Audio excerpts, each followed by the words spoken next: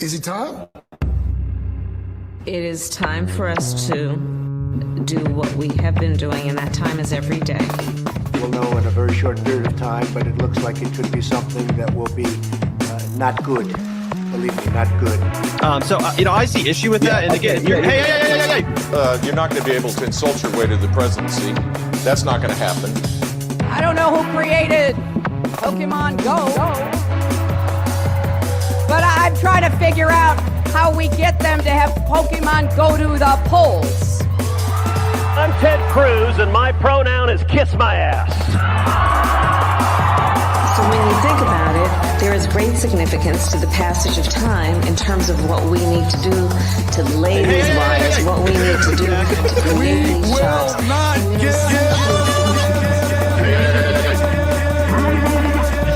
America is a nation that can be defined in a single word. I was going to Not good. Believe me, not good.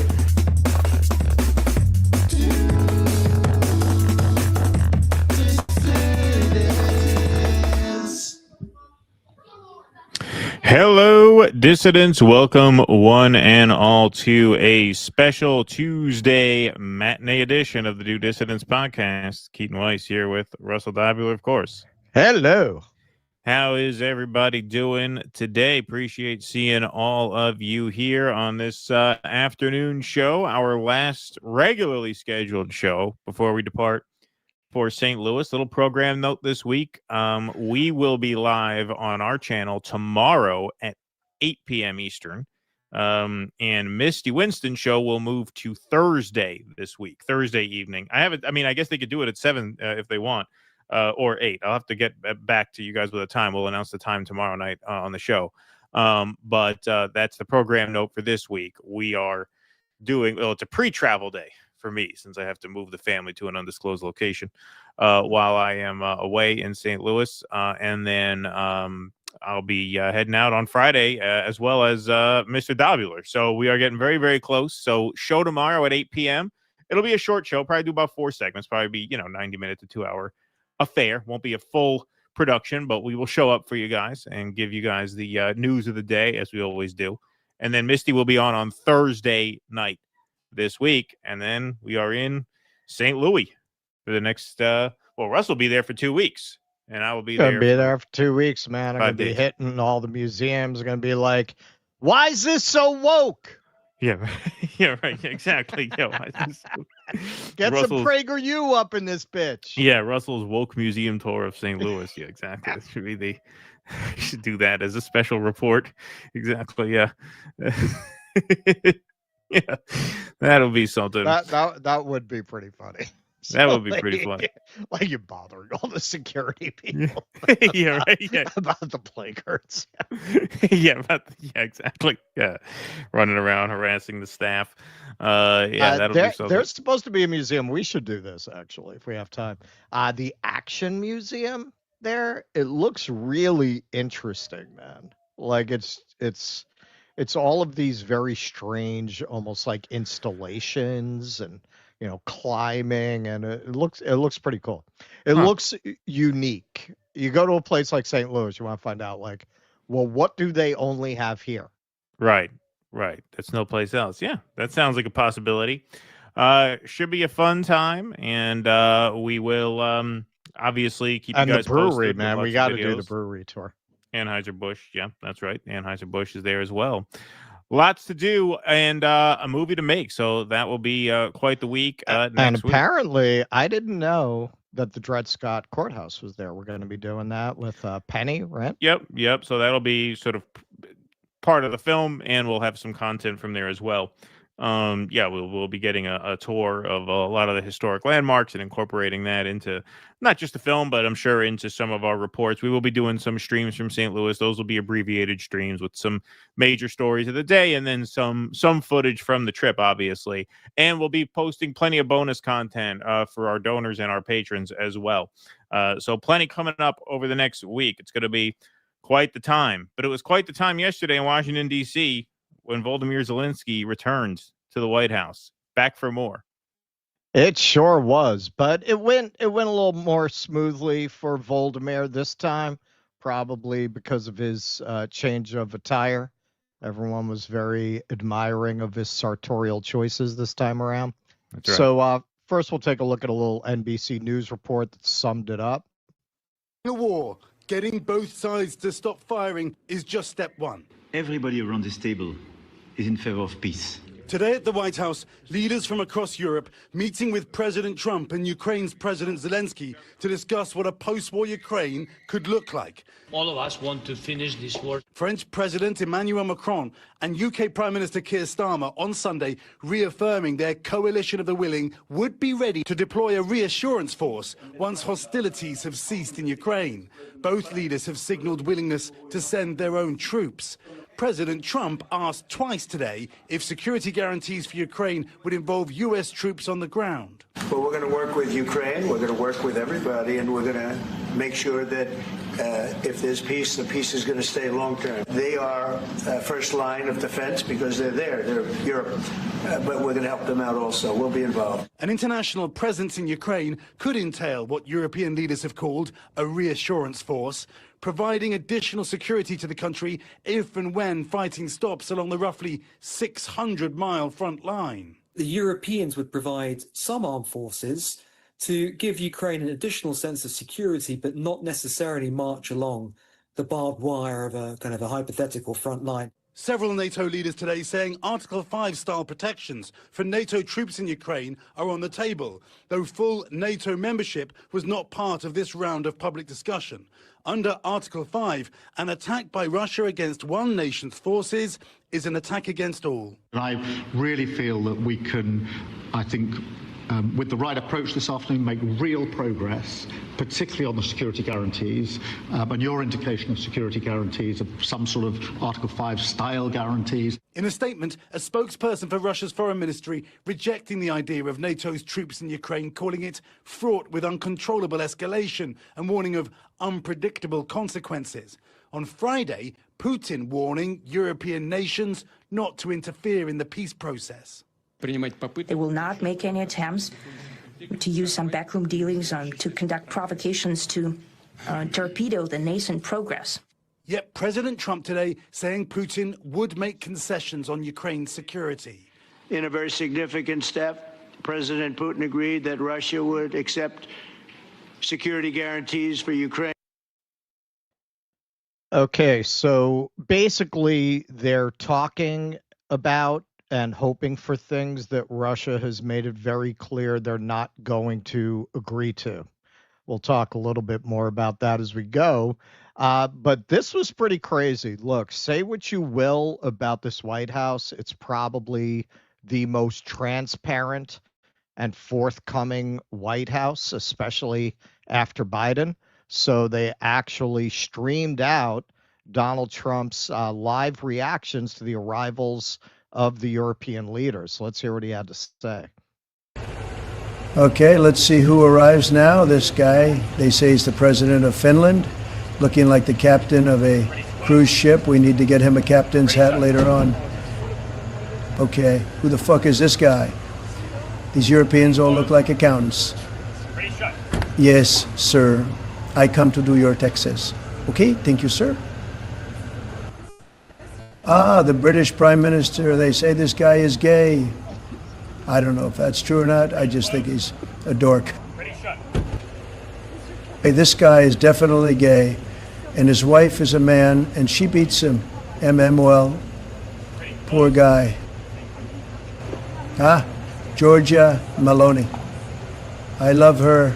I told her and Elon that if they ever have a kid, they better name him Eloni Maloney. Ursula. I like that she calls me daddy. They all should when you think about it. Good day. I come to see my American daddy. Yes, thank you very much. And that was, of course, for YouTube. It was AI. Don't flag us. Don't flag us. Give him a follow. This guy's very funny. Il Donaldo Trumpo does some very funny content. Getting back to the, you know what's really fun about doing a Donald Trump story? the realities and the parodies, they kind of look the same.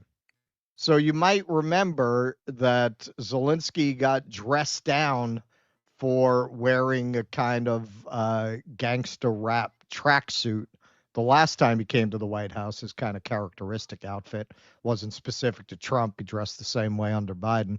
But he was asked about this by a reporter. So let's travel back to those days in February. My second question for President Zelensky. Why don't you wear a suit? Why don't you wear a suit? You're at the highest level in this country's office and you refuse to wear a suit. Just want to see if do you own a suit? Yeah, you have problems. A lot of Americans have problems with you not respecting I don't have such. office. I will wear a costume after this war will finish. Yes, maybe something like yours. Yes, maybe something better. I don't know. We will see. Maybe something cheaper than. Yeah. Right. Thank you. You're like I snap your fingers off. How about that? You're like I take your fingers and snap them off your hand. So that was Brian Glenn. Leader. Yeah. That was Brian Glenn at what is that station called? Real America Voice? Real America's Voice. Yeah. It sounds Real like a America's rejected Voice. Dunkin' Donuts slogan. I swear until I did this segment, I thought that was the tagline of a channel. I didn't realize that was the name of the actual channel. So Zelensky, he did take that under advisement. And this time he said, well, that Bukele guy dressed like drug dealer suit and they give him money to take prisoner. Maybe dress like this. This is what they like. You should build prisons in Ukraine. That would be something. Oh, whoops. There we go. Maybe after the war. It might be the post-war plan.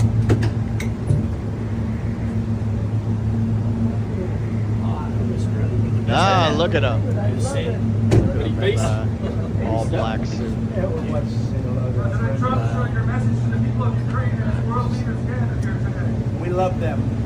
We love them. Russia continues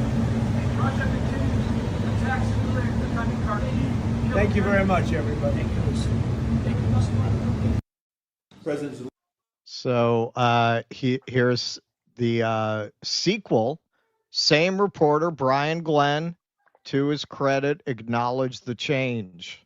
You look fabulous in that suit. I said the same thing. Yeah, you look good. I said the same thing. Yeah, looks good. I said the one that attacked you last time. See, that was I remember that. Yeah, I apologize to you. Remember. You look wonderful. No, my first shut question your for mouth. you, President Zelensky. The same suit. I remember you. You still look stupid. Maybe yours is much better. Thank you. So now you can go fuck your mother. Get your fucking shine box, motherfucker. Go fuck yourself. While You know how you tie much- a tie around your neck and jerk off like you the perverts like to do. I know I talk to all the Ukrainian hookers. They say whenever they work the GOP events, you guys want to get pegged. You all want to peg. Go tie yourself to a ceiling fan and pull your dick till you turn blue with that nice tie of yours. You're so proud of it. All right, so you might remember we covered this the other night. So Melania Trump very uncharacteristically got herself involved in something besides doing her nails. And she wrote a letter to Vladimir Putin. Now that's a big step for, from softcore porn to sugar baby to first lady. So, she's somebody who doesn't like to get out over her skis. She doesn't usually do this kind of thing. Now we don't know if it has anything to do with this, but she wrote this letter to Putin and very uncharacteristically, like really, she is real. You're hard pressed to find a first lady in over a century who has been as absolutely out of the domestic politics scene, out of the foreign politics scene. She has no mission. She doesn't do anything. Very unusual first lady. Very odd for her to get involved in this. We don't know if it's related. But literally the day before she wrote that letter, a new book was published called entitled The Rise and Fall of the House of York. It contains a passage in which Epstein is quoted where he says that he had sex with Melania a full year before Donald Trump commenced his relationship with Melania. So we don't know if that's the reason. And we don't know if Zelensky maybe included some nude pictures of Melania, which are widely publicly available, when he gave Donald Trump a letter from his own wife, or maybe some photos of his wife, if he really wants to get a deal. And using this opportunity, many thanks to your wife, mostly from the United States. She sent a letter to Putin about our children, adopted children, and my wife, she, First Lady of Ukraine, she gave the letter. Don't worry, not like Macron wife. Don't worry, you're not gonna get big surprise. Yeah. Not to you, to your wife. I want it. Yeah. So we're saying this sensitive topic. Yeah.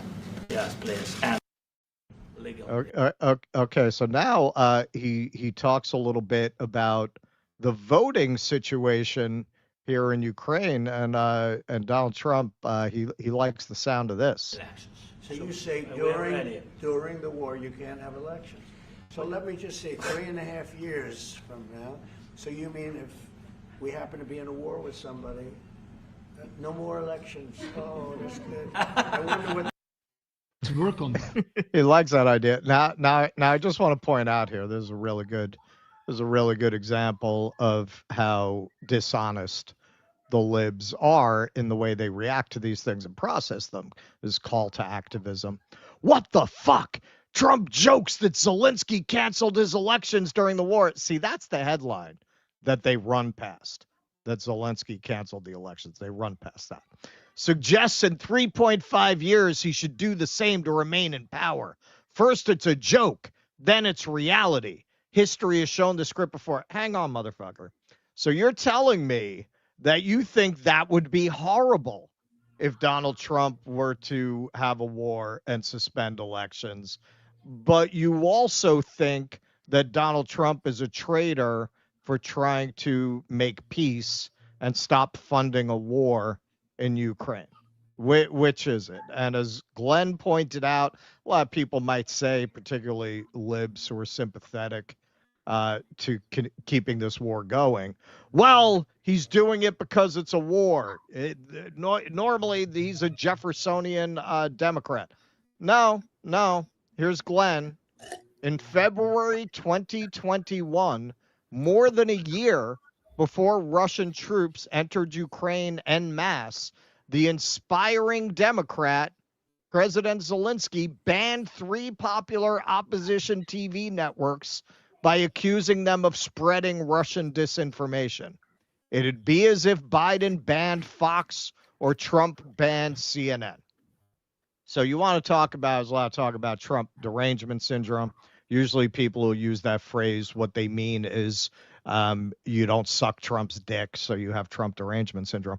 But this is Trump derangement syndrome, where because he made a joke with this guy, the relevant point to you isn't that Ukraine, this country that's supposed to represent democracy versus authoritarianism in your mythology, suspended the press before Russia ever invaded, suspended political parties, suspended elections. That's not relevant to you. What's relevant to you is the joke that Donald Trump made. That's the relevant portion. Well, they caught themselves in the same pickle with the mail-in, not the mail-in vote. Was it mail-in voting that Putin said was bad, but Putin has mail-in voting, something like that. But he has and internet voting. Right, and so they had to, at the same time, pretend Donald Trump was paranoid for not liking mail-in voting, but they also have to smear Russia every chance they get. So if Russia has mail-in voting, then maybe it is bad, which means Trump would be right. But so they got themselves in the same pickle there. Yeah, that was Margaret Brennan. Right. All right, so this one was pretty funny. Okay, so a lot of the Chudaverse is jumping on Maloney's facial expressions while the German chancellor was talking about a ceasefire, because Donald Trump's position now, not always as we will see, is that there shouldn't be a ceasefire, or that it's not a requirement to make peace. So let's see what they're honing in on. They're claiming that she's rolling her eyes while Merz was speaking about a ceasefire. Let's try to put pressure on Russia, because the credibility of these efforts we are undertaking today, are depending on at least a ceasefire from the beginning of the serious negotiations from next step on. So I would like to emphasize this aspect and would like to see a ceasefire from the next meeting, which should be a trilateral meeting wherever it takes place. Well, we're going to let the president go over and talk to the president. Okay. All right. So Eric Doherty, who is one of the people who got caught up in Sodagate, taking sight unseen few $100s to lie to his followers in order to fight RFK's effort to get sugar out of soft drinks. Sugar is a human right, some shit like that. He'll say anything for money. So here he is. OMG, the Prime Minister of Italy, Giorgia Meloni's reaction is priceless as German Chancellor Merz is lecturing Trump. He wasn't lecturing him. That he needs to go to a ceasefire with Putin instead of a full peace deal. She just keeps rolling her eyes. The plan was not to do a ceasefire. Trump pushed back. Now, you just saw that video. You're really stretching it to claim that she's rolling her eyes at him claiming there's a ceasefire. But this isn't just Doherty. This was on Sky News. They all picked up on it and spun it this way. This gets particularly absurd when you consider that Meloni is probably the most infamous tweaker of all current generation of European leaders. You want to see Meloni tweaking? Here's Meloni tweaking. Buonasera. Si conclude un vertice importante, tanto chiaramente per gli impegni. Un messaggio molto importante, mi pare di avervi detto tutto. Qual è stata la reazione di Trump? Su una politica espansiva. Presidente, ma noi come faremo a produrre proiettili, carri armati? Non mi pare che risolviamo grandi problemi. L'opposizione diceva che l'Italia avrebbe potuto fare come la Spagna, no? Presidente, mi scusi, con il Presidente Trump è riuscito a parlare ieri sera anche del tema dazi? Si chiude al 10% i dazi. Tajani ha detto che va bene così, lei è d'accordo? Yeah, she's seeing green dragons. She's grabbing her nose. She just did a bump off a urinal. Yeah, her facial expressions in that meeting were tame by comparison to some of the footage that's out there of Meloni. I don't think she was rolling her eyes particularly at what that guy was saying. I think she has some very weird facial expressions at the best of times. And in that particular footage, yeah, I think she did some blow. She seems like she did some blow. There's no way for us to know that, but yeah, it seems that way. Based on my experience with cokeheads, it seems like she's a little coked out there. All right. So CNN also, it's funny because everyone's got to rally behind Daddy by pretending that the famous tweaker Meloni was rolling her eyes in that clip. But, you know, Daddy was for a ceasefire before he was against it. Basically, before Putin told him no fucking way. And then the way he has to spin that is, yeah, that was my idea. Right. On a major sticking point that echoes Russia. And I think we'll probably end up at some point getting a ceasefire in the not too distant future. I want it to end immediately. I want a ceasefire now. Pretty soon have a full ceasefire. He has made it clear to both sides that he wants to see a peaceful resolution and a ceasefire as soon as possible. I'd like to see a ceasefire. I want to see a ceasefire. I don't think you need a ceasefire. You know, if you look at the 6 deals that I settled this year, they were all at war. I didn't do any ceasefires. But we can work a deal where we're working on a peace deal while they're fighting. They have to fight. Yeah, he keeps claiming he's settled 6 wars. It's total bullshit. It's nonsense. This is his big talking point now. That's not true. Much less the 12 some odd that Sean Hannity listed in his interview with him. So this is what he truthed out after the meeting to give you an idea of where things theoretically are. It's hard to say because Trump lies every time he breathes. During the meeting, we discussed security guarantees for Ukraine, which guarantees would be provided by the various European countries, with a coordination of the United States of America. Everyone is very happy about the possibility of peace for Russia-Ukraine. At the conclusion of the meetings, I called President Putin and began the arrangements for a meeting at a location to be determined between President Putin and President Zelensky. After that meeting takes place, we will have a trilat, which would be the two presidents plus myself. Again, this was a very good early step for a war that has been going on for almost 4 years. Vice President J.D. Vance, Secretary of State Marco Rubio, and Special Envoy Steve Witkoff are coordinating with Russia and Ukraine. Thank you for your attention to this matter. You know how serious he is? There's no all caps. There's no all caps. There's no weird quotation marks. It's almost it's almost literate. So Russia has made it very clear. You do understand we went to war so that you could not set up NATO in Ukraine. Putting NATO troops in there is just making Ukraine part of NATO by another name.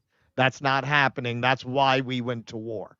So all of this talk about that is a non-starter. Like Russia is not going to make peace on those terms, and they're certainly not going to give up any land. Now, if you look at how Trump talks about this, this is in line with what Russia will accept, not necessarily in line with what Zelensky and the Europeans will accept.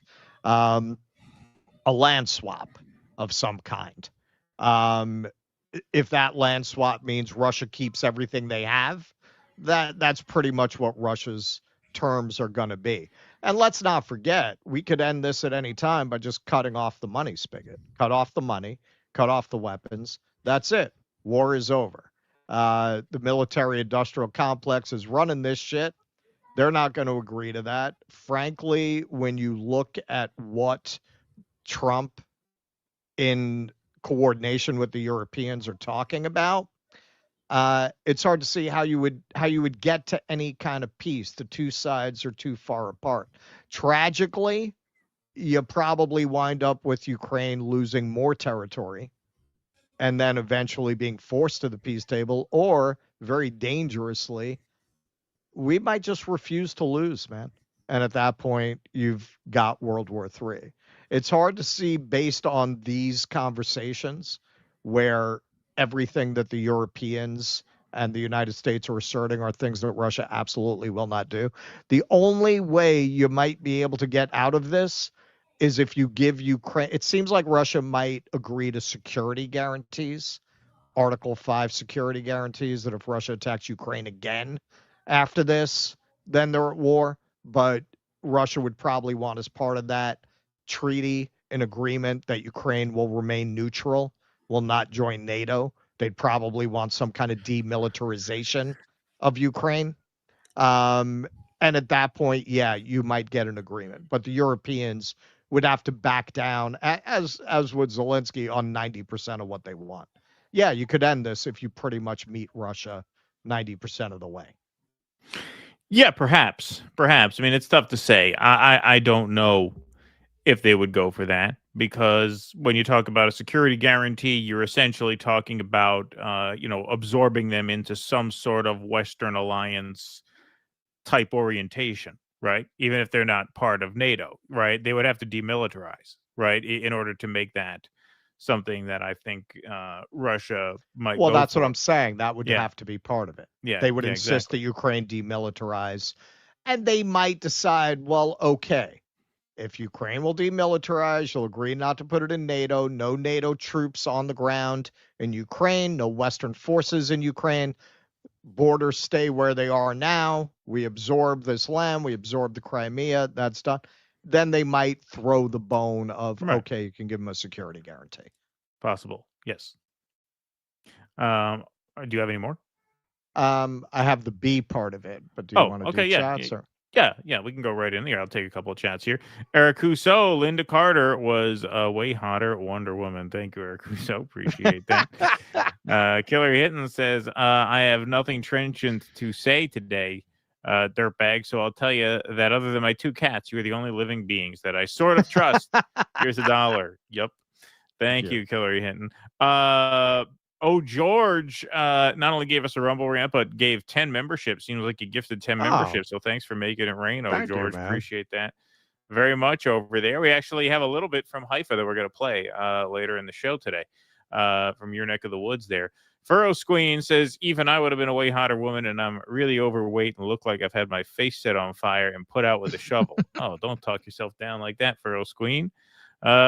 Thank you for that, though. A Wonder Woman. Yes, I understand what you were saying there. Appreciate that very much. Over on YouTube, Matrix says it's not Biden's war anymore. Sphincter Knuckle Buster. Thank you, Matrix. Appreciate that very much. All right, we can move right on, I guess. All right, so there's just a fun little quick romp with Donald Trump and his adventures. So he goes on his preferred venue, Fox and Friends, to discuss the meeting that he had with European leaders. And the interview took a very unexpected turn in which he outs what I take was a secret under the radar relationship between Ainsley Earhart and Sean Hannity. Yeah, and Sean Hannity. There's a guy named Sean Hannity. He might take a very lovely young lady that he knows very well to dinner in Washington, and they don't have to. And she's sitting right next to you, by the way. That's right. But Mr. President, I don't want to get him in trouble, so I better explain exactly. We don't want any secrets here. But exactly right. That's the greatest relationship. I hope I'm not breaking any news. This could be the biggest. Hey, this could be the most important thing I said. But let me tell you, those are two great, Ainsley and Sean, great people. And when they go out to dinner, I don't want to see them get mugged. Now they can go out, they can hold hands, they can walk down the street. They're both superstars. I want to know who makes more money, because she's got to be making a lot. Mr.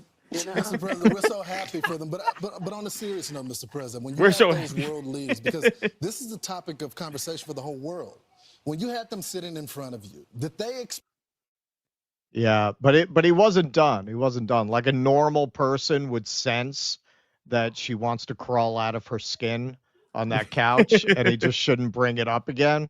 Not Donald. Well, President Trump, we want to thank you so much for joining us this morning. We know that you have lots of other wars around the world that you need to end, and that's more important than anything. So we appreciate you joining us this morning. No, thank you very much, Mr. President. Thank you so much. Thank you. And Ainsley, thank you. I hope I didn't get you in trouble with John. No, We it's just appreciate a great your support. couple. Thank I'll say it. I like this. It's a great couple. We love them. Have a good time, everybody. Congratulations yesterday. Thank you, Mr. Trump. Thanks, sir. Thank you all very much. The 45th and 47th President of the United States giving us some breaking news on what took place in the room. It's funny. You know, I think they were engaged. before Jeffrey had to get that plastic surgery and go hide out in the Caribbean, we could have had a lot of fun. Melania, she's into all kinds of stuff. Yeah, right. Yeah, exactly. It's weird because I think they're engaged. Actually, I just looked it up because I was like, is it out? Because I know there were like rumors that they were dating for a while, and then they never like really came out. But I think they've been engaged now for a while because I know he got divorced a while back. But it seemed, she seemed to like really not want to talk about that at all. She said, well, because she's a professional journalist. Yeah. And it's different. Hey, in the end, the power dynamics are different for a female journalist to be taken seriously. Like, it would be different if he said it with Sean Hannity. Right. Well, especially at Fox News. Right? Especially they got at a Fox big history News. there of women being, being strong-armed harassed into, exactly. Right. And you're coming on, it's not like you're doing a light segment. You're coming on to talk about this meeting you had about settling this horrific war. It's they're my favorite couple. It is very diminishing to her, and I think that's really what she was uncomfortable about. Like, she's trying to maintain her dignity as a so-called journalist. I mean, none of these cable news people are journalists. And it's very diminishing for her to have him talk about that while they're having this kind of an interview. Yeah, and her co-host really picked up on her nervousness. They kept trying to like move it along. All right, so about these negotiations, let's talk about these wars that you're trying to end. Just we'll get to that. Just I wonder who makes more money. I wonder if Sean, because I know she makes a lot of money. She makes a lot of money. Maybe that was a dig at Hannity because you remember in the previous segment we covered it. He told Hannity, he says, I don't think I should have done this. He hadn't done the interview. You might be right. Maybe he wanted to emasculate Hannity by suggesting that his fiance makes more money than him.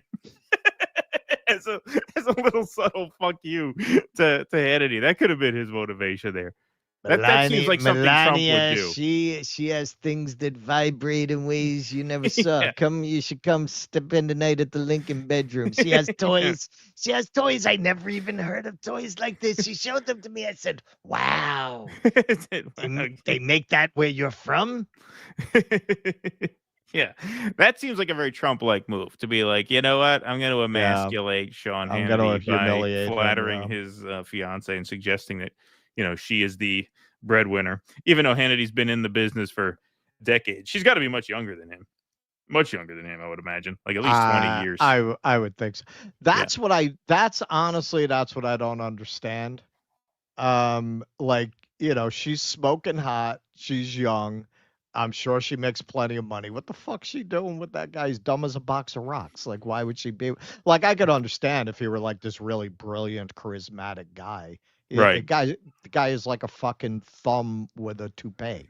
Yeah. What is she doing with him? Michael Savage, because the talk radio guys, they all have rivalries. And, Sean Hannity was a construction worker in Long Island. Like, he has no real credentials or background in history or politics or anything. So Savage used to call him Wallbanger as a nickname. Wallbanger. Says I have because Savage has all these PhDs and degrees and botany and medicine and all this stuff. Yeah, Does he? I didn't know that. Yeah, and he says I don't know what they taught you at nail gun school. So everybody has a disrespect for Hannity. So yeah, who knows? But that could have been his motivation. That's a very strange couple. Yes. That is a strange couple. Yeah, I don't want to confirm this is true because I saw it on a video. It seemed like it was true. That fucking Jenna Ortega is dating Tommy Lee Jones. No, Ortega? Yeah. She's young. Dude, I mean, maybe the video was kidding, but it wasn't done like it was kidding. I mean, Tommy Lee Jones has to be ancient. No, dude, he's 87. Yeah, he's got to be almost. I was gonna say, his guy's got to be almost 90. But you never know. Yeah, you never know. Tommy Lee Jones. Let's see. Any news on Tommy Lee Jones? Oh no, 78, not 87. You got to reverse it. 87, 78. Yeah. Oh well, so yeah, they're in like the same age range there. Yeah. Yeah. Right. Exactly. Yeah. Yeah. I don't know. That would be something. Maybe he should work for Fox News. Maybe he should. Yeah. Abiding after the pod save debacle, Buttigieg must enlist bot farms into churning out MAGA-inspired Dark Pete memes ASAP. That's right. Oh, George from Haifa. Thanks, Oh, George says, Mint Press just reported U.S. troop movements in the Gulf. Possible attack on Iran suspected based upon troop withdrawals. Not good. Believe me, not good. That guy from the intro. I looked into that, Oh, George, because I saw that in the queue. I haven't seen any other reporting on that, but that is certainly something to watch. So thank you for that. Appreciate that, my friend. Eric Rousseau says Russell of the Ozarks. That's right. Over in Missouri. Nina says, I've been high. She's high as F. There you go, Nina. Appreciate that very much. All right. We got 1,300 strong in the YouTube chat. We got 558 over on Rumble. Please smash that like button. Smash that subscribe button over on YouTube and that follow button on Rumble. Thank you all very much for being here today. Go ahead. All right. I just want to, for the relief of anyone who just had their dreams crushed because they feel like they still have a shot with her, don't think that's true about Tommy Lee Jones. I just did a quick search. They were in a movie together. Yeah. There you go. Yeah, they were in some kind of movie. I saw that on the phone just now. A screenshot of that. I wonder. He hasn't really done anything in a while. Wonder what that was. But anyway, yes. I mean, after Michael Douglas and Catherine Zeta-Jones, it's not hard for me to believe. That's true. Well, you remember Al Pacino just he just had a baby with whoever his girlfriend. Yeah, that's what I'm saying. Like it's not completely implausible. Yeah, no, it's not impossible. In Hollywood, anything is possible, as we know. All right, we're gonna move right on along here, everybody. So as Israel prepares the next phase of the war, which they insist will be the finishing blows against Gaza, the Israelis understand that this is perhaps their last chance to get the hostages back. And so massive protests erupt across Israel as thousands demand Netanyahu's immediate resignation, an end to the war in Gaza, and a hostage deal. Anger is mounting among demonstrators against Netanyahu. So here you could see an overhead view of Tel Aviv, hundreds of thousands, huge turnout. And there were also strikes and work stoppages. So overall, the number of people who participated in these protests against the government is in the millions. And Israel's 7 million population. So you're talking about a very considerable portion of the population is now protesting against the government. Hundreds of thousands protest Gaza war as frustration grows in Israel about new offensive. In the plaza that Israelis have christened Hostage Square, hundreds of thousands of people banged drums, shouted slogans, and booed mention of Prime Minister Benjamin Netanyahu and others in his right-wing government. Some held pictures of those still in captivity in Gaza. Others vented their frustration over plans for a new military offensive in some of the enclave's most populated areas that many Israelis fear could further endanger the lives of the remaining hostages, 20 to 50 of whom are believed to be alive. The protest in Tel Aviv on Sunday was one of dozens organized nationwide, including outside of politicians' homes, at military headquarters, and on major highways. Demonstrators blocked lanes and lit bonfires. Some restaurants and theaters closed in solidarity. Police said they arrested 38 people. So the Washington Post has some footage of the demonstrations on the highways and marches.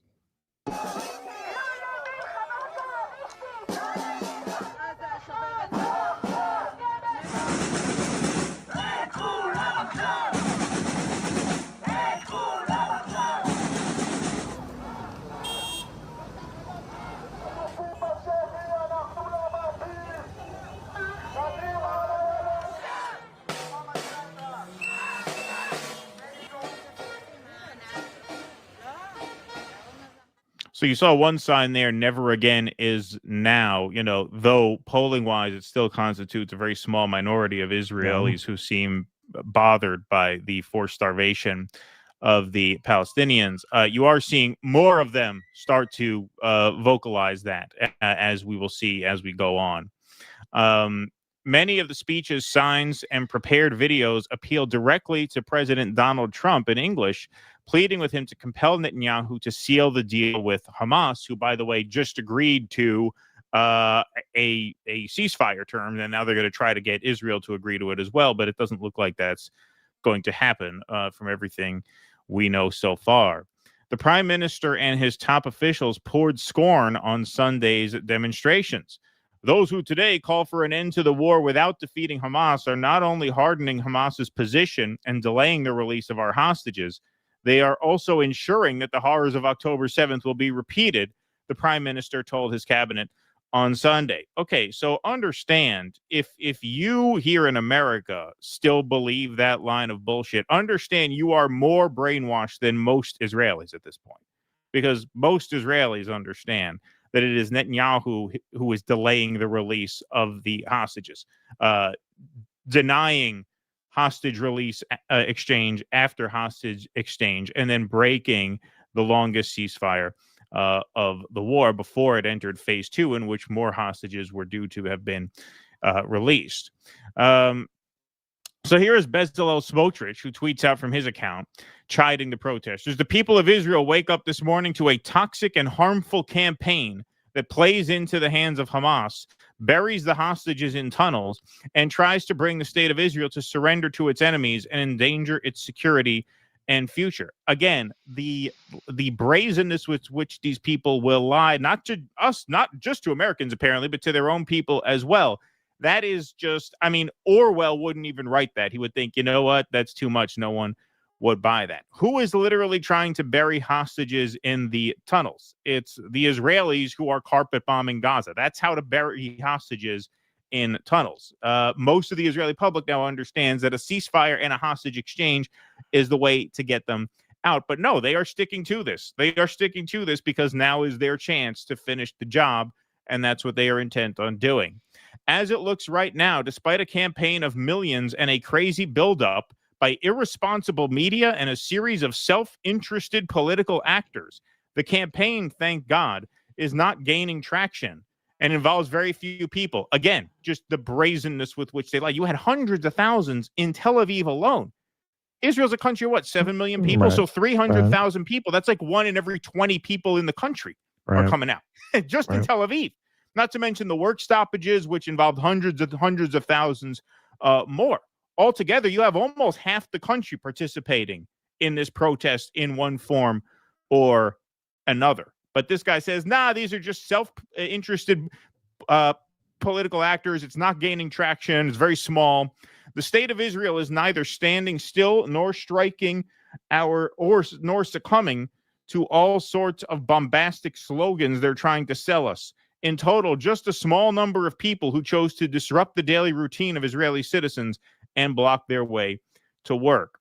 This fact is encouraging and teaches us that the vast majority of the people of Israel are not confused. And even after a year and a half of emotional brainwashing costing billions of shekels, they understand that a nation that desires life cannot surrender to its enemies and stop the war just before the destruction of Hamas, the removal of the threat posed by Gaza for many years, and the return of all the hostages. The people of Israel understand that the pressure must be applied to Hamas to convince them, not to the Israeli government. I choose to fulfill my civic duty on this day by sharing with you here, along with a warm reading recommendation, the important weekend column by journalist Kalman Libeskind, one of the few who dares to stand against the mobilized herd and speak the truth. We ain't reading that. Free Palestine, of course. But you'd see what he is saying there is just in defiance of what everyone can see and hear. Their government's approach appears to have the backing of Trump. We will only see the return of the remaining hostages when Hamas is confronted and destroyed, he wrote Monday on Truth Social. Play to win or don't play at all. So despite the Israeli people turning out in record numbers to protest the government because they know this is suicide and that they know this spells doom for their hostages and that the last chance to get them back is to stop this before Israel escalates even further, Donald Trump is backing the government in this. We will only see the return of the remaining hostages when Hamas is confronted and destroyed. The sooner this takes place, the better chances of the success will be. Remember, I was the one who negotiated and blah, blah, blah. Okay. Again, just lying so brazenly. It's incredible that they expect anyone to believe this. How can you possibly say that the way to get the hostages back is to escalate even further? Everybody knows that is the barrier to a hostage exchange. It's the complete opposite. So this is an interesting piece of video. In a Channel 4 interview, after news broke that Hamas accepted the latest phase ceasefire proposal, Israeli finance minister spokesperson, whatever his name is, refused to say whether Israel would as well. He also brushed off mass protests in Tel Aviv calling for a deal and falsely claimed that Israel accepts. The text runs on there, but let's take a look at this video right here. Huge demonstrations on the streets of Tel Aviv against the war. What about the fact that 2 of your former prime ministers in the war? What about the fact that the current head of the IDF, the man who's supposed to make this happen in Gaza, he doesn't like this plan either, as well as dozens of former security chiefs, intelligence chiefs, military chiefs. I mean, the entire military intelligence establishment, as far as we can tell, of Israel is against this idea. So why are you doing it? All those demonstrations, all those demonstrators want one thing. They want to see our hostages coming back home. All of us. You know what, Matt? Myself, as a spokesperson of the ministry, as an individual, I want to see the hostages coming back right now. The only problem is We are not negotiating with ourselves. But yeah, We but, are hang on, negotiating- sorry to interrupt you. There were large numbers of hostages released after a deal was done, between you and Hamas via the Qataris and the Americans, quite some time ago now. We saw, hundreds of hostages, more than 100 hostages released. But there has to be a deal. There has to be a deal. And for a deal, you need two to tango. I mean, this is unbelievable. It's really, this is propaganda on a level that makes the George W. Bush administration post 9/11 look like honest actors. To see these people just sit up here and say what is so obvious, so comically obvious to be the opposite of the truth is just amazing. What the reporter says there is absolutely right. But wait a minute. You had a deal. He's talking about the one back in January that Trump brokered in advance of taking office. You had a deal. You had hostages exchanged. So what do you mean you want the hostages back as soon as possible? We need a deal, but we can't make a deal because we're not negotiating with people who want a deal. There's a deal that Hamas has agreed to right now. Right now. You could take it if you want. Right now, Israel said yes to every proposal that was put on the table. Again, this is not... Again, just a blatant, bald-faced lie. Yep. Well, but this is why you talk to any Zionist, and it's just a litany of bullshit like that. You start speaking about the Palestinian position, and immediately they go to stuff like this. How many ceasefire proposals has Israel accepted now, and they've rejected it? I've lost count. 7, 8, 9. This is it, because they listen to these people, and they consider them actually reliable sources of information. Well, again, exclusively. Anything that contradicts it is anti-Semitism. They're being paid by Qatar. I had a Zionist tell me, because I showed how the IDF itself was saying that Hamas wasn't stealing food, and they said they were probably paid by Qatar at the newspaper to say that. Yeah, and it does seem to be a pattern that perhaps American Zionists are more inclined to take people like this seriously because they're not as familiar with them. They are. Right? That's always been the case. Right. So they maybe they feel a sense of guilt that they themselves don't stand by their principles and move to Israel and live there. So they kind of view these people through a much more charitable lens than the Israelis do, because the reason 300 Israelis are out in the streets and the reason why a couple million of them participated in this work stoppage protest is because they can understand that this guy is just a brazen liar. So why do the American Zionists feel a need to defer to them? I think there's some of that guilt that they're not in Israel, right? So maybe they put more stock in what they say, because again, that if you know the first thing about these past 2 years, you know what he just said. Israel has accepted every proposal. You know that is a bald-faced lie. That is absolutely untrue. There's no real way to argue against that in any sophisticated kind of way. It's just bullshit. It's plainly bullshit. It's just an extension of how they present history. The way they present history is that the Palestinians were offered all of these great deals for a state. The way that they framed Gaza, that it was, that was a state. They had a state. Right. That's a state where you pen them in, surround them with your military, don't allow them to fish their own waters and control their water and electricity. They can't have an army. They can't have their own diplomatic relations. Right. That's a state in what sense? That's a prison. That's not a state. Exactly.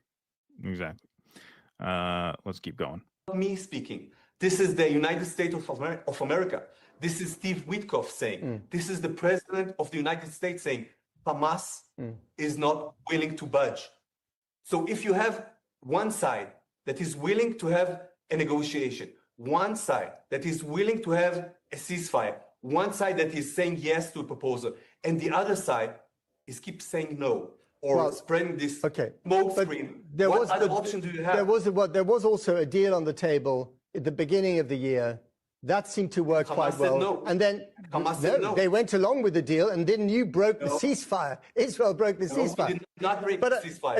Again, I mean, how do you deal with this? No, we didn't. What do you mean? No, you didn't break the ceasefire. Everybody knows that. It's just amazing. It's just amazing. You don't see bullshit like that every day. I mean, that is just on another level. It is just fucking insane what they are willing to say. in such obvious defiance of the truth. So obvious, here's Haaretz. Over 2.5 million Israelis joined Sunday protests so far, organizers estimate. 300,000 now in Tel Aviv's Hostage Square. So you're talking about a third of the population. You're talking about 1 in 3 Israelis taking part in these nationwide protests. And how are they treated? Well, here we go, folks. The only democracy in the Middle East. Here are the cops beating on them.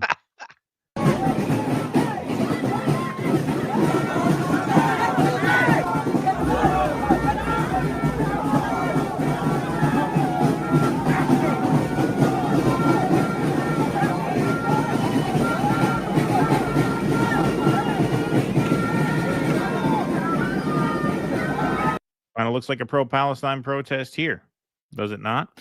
Now, I mentioned there are a growing number. Yo, man. I guess it was Keaton who was having internet problems. I was wondering if it was you or me. No, it's not internet problems. It was my camera became unhooked. Are you there? Oh. I'm back? Well, yep, you're back. Okay, I'm back. Yeah, no, it was my camera. Something happened with that connection there. Okay. All right. How do I sound? Do I sound all right, everybody? Sound fine. All right. I think I'm good now. Okay. Must have been a loose cable there. Sorry about that.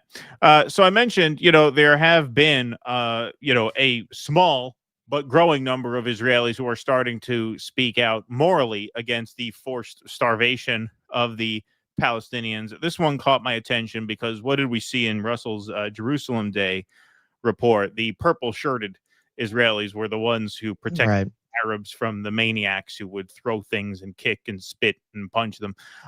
So here's one. Yonah Rosman refused enlistment to the Israeli army yesterday in protest of the ongoing genocide and was sentenced to 30 days in military prison. The state of Israel is committing a genocide and we must resist, she said. Show up at the draft office and declare that I refuse to serve in an army that's committing genocide, and for that I will probably be sent to military jail. That's right. Military jail, 30 days in military jail. So you know what this reminds me of? Remember when, Norm and Cornell debated whether or not we should shun IDF soldiers? And I suppose, one of the arguments against shunning them is that service is compulsory, right? Well, apparently the penalty for not serving is 30 days in jail. Now, 30 days in jail is not fun to do. But if you ask me, would you rather go and kill children or serve a month in jail? I'd take a month in jail, right? Which means like if don't they though, when they come out, if they still refuse, don't they have to get sentenced again? How does that work? I don't know. I don't know what it is. Possibly. Maybe they do go back. Maybe they have to keep going back. I think so. So so after 30 days they say go or you go back. Go, you just keep going in. All right. I believe so. Okay, so it's not one all at once. It's not all at once. You have to do it in phases. In other words, they give you a chance to say uncle after each one. Is that right? I believe so, based on what I've read about conscientious objectors.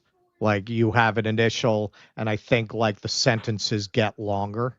Oh, interesting. All right. Well, we will see. We'll have to keep up on that. But in Haifa, police arrested the activist during a solidarity protest with Yonah Rosman. So there were people in Haifa who came out and protested against her imprisonment for refusing enlistment. And here they are. Here they are. Here are the cops clashing with the protesters.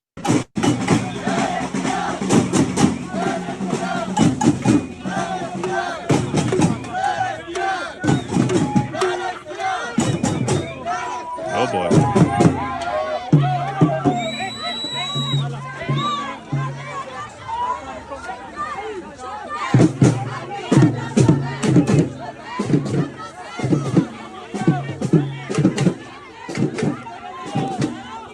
So like I said, you have a lot of these protests in response to the planned escalation, which they see as their final chance to get these hostages out. As Max Blumenthal tweets out, Israel's final solution is underway. Trump and Congress have signed off on it, and the EU is standing by. I want to go to one more piece of video that I saw just before we came on, so I'm going to have to screen share this.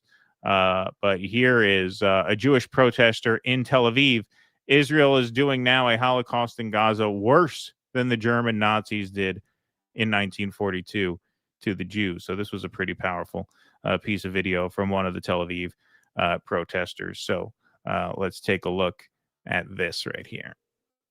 Come on. Why are you not cooperating with me today? There we go. Okay. I'm calling the world to help us from outside because Israel is doing now a Holocaust in the Gaza Strip worse than the German Nazis did at 1942 to the Jews. And I hope that this time the world will intervene, boycott Israel, and cause Israel to withdraw from the Gaza Strip and stop the massacre and the Holocaust that we are doing. I apologize as a Jew, as a citizen, of what Israel is doing now against the Gaza Strip. My name is Amram Zahavi. I am Israeli citizen, 78 years old. I'm doing the protest for 8.5 years.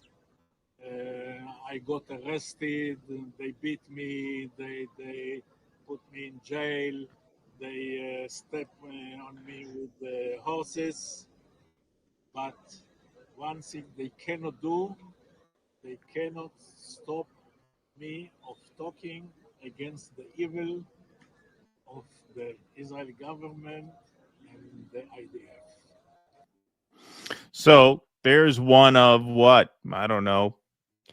According to polls, 10 to 20% of Israelis who have a moral objection to this genocide. And he says he's been protesting for 8.5 years. And look at the experience he recalled: being jailed, being beaten, being roughed up by the cops. Yeah, that's the democracy in the Middle East. We just saw a couple of different pieces of footage of cops just rousting peaceful protesters there. And things are reaching a real tipping point, it seems, in Israel. And this is one of the reasons why I stand by Russ's prediction that the state is just not going to be able to function for much longer. Because look at this collapse in confidence from within.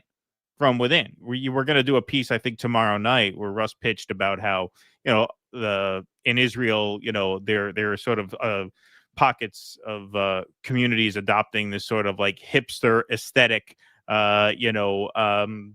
basically adopting the sort of cultural presentation of the kind of Jews who they tend to frown upon in Israel, like the New York kind of the shtetl Jews, affable shtetl Jews, right? The ghetto Jews. Sometimes they even, the particularly nasty ones, call us Holocaust Jews, right?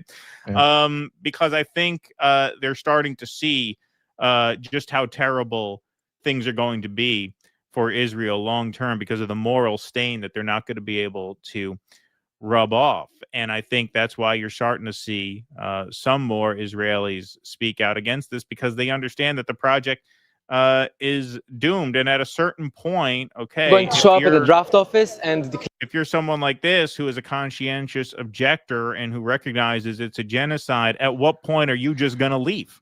Right? At what point do you just decide, you know what, I can't be here anymore? We've seen that a lot, where Israelis of conscience end up leaving because they just can't be a part of this anymore. And so, I think as the government of Israel just proves its indifference to the hostages and proves that they are just so fanatical in their imperial ambitions, I think it's going to alienate enough of the population, if not with a sense of, if it doesn't instill a sense of moral outrage in the majority of them, I think it will prove to be unsustainable to a majority of them, at which point a lot of them are just going to leave. There's going to be a massive brain drain. There's going to be a massive resource drain or massive population drain. How could there not be? How could there not be? And so, these protests, it's hard to get too excited about these protests, because when you look at what this country has done with the support of so many of its people, in fact, a great majority of its people just showing indifference at best to the suffering of people in Gaza and in the West Bank, It's tough to look at this and go rah, rah, rah. At the same time, you do have to see it as an indication of the collapse of the state, because the government and the people are just in a certain tension that's just not sustainable.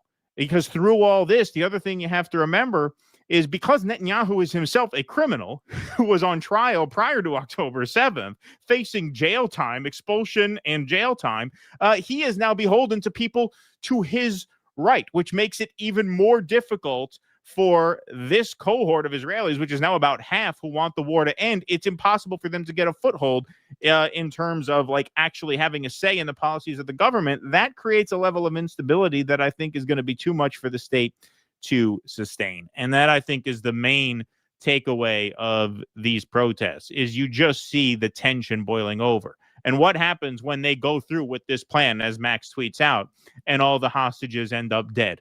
After all of this, after all of this protest, I mean, these are the biggest protests we've seen. They're not the only protests. They've been protesting for the hostages for the last 2 years because they know Netanyahu is the obstacle to an exchange. So what happens when they end up dead? What happens when all of this proves to be for nothing? I see a collapse coming, a social and political collapse within Israel. Yeah, this is what Ilan Pape meant when he said there's no such thing as a liberal Israeli. Israel is an inherently illiberal project. And I think for some of these people who want to be both Israeli and humanitarian, they're in denial.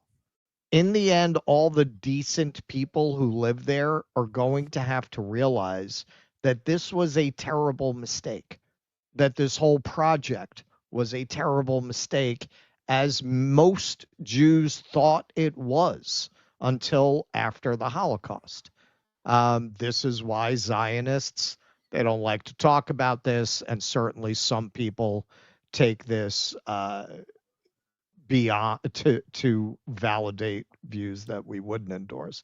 But yeah, man, the Havara Agreement, the Nazis and the Zionists were working together. This is a fact. There are commemorative coins that they minted with the swastika on it. They wanted Jews to see no option in Europe for themselves in order to get them to go to Palestine. They did not want to do that, particularly in Germany, where Jews were pretty assimilated, ironically more assimilated than anywhere else in Europe. This idea that they all set themselves apart with the payas, that was not the case, particularly in Germany. They were very integrated into German society. So how do you get these people to go? Think about it. It's a crackpot scheme. If Israel didn't exist and you just came to a bunch of Jews in New York, yeah, look, we're going to go build settlements in the desert in the Middle East, what would they tell you? That is how Jews of Europe reacted to Zionists originally. Right.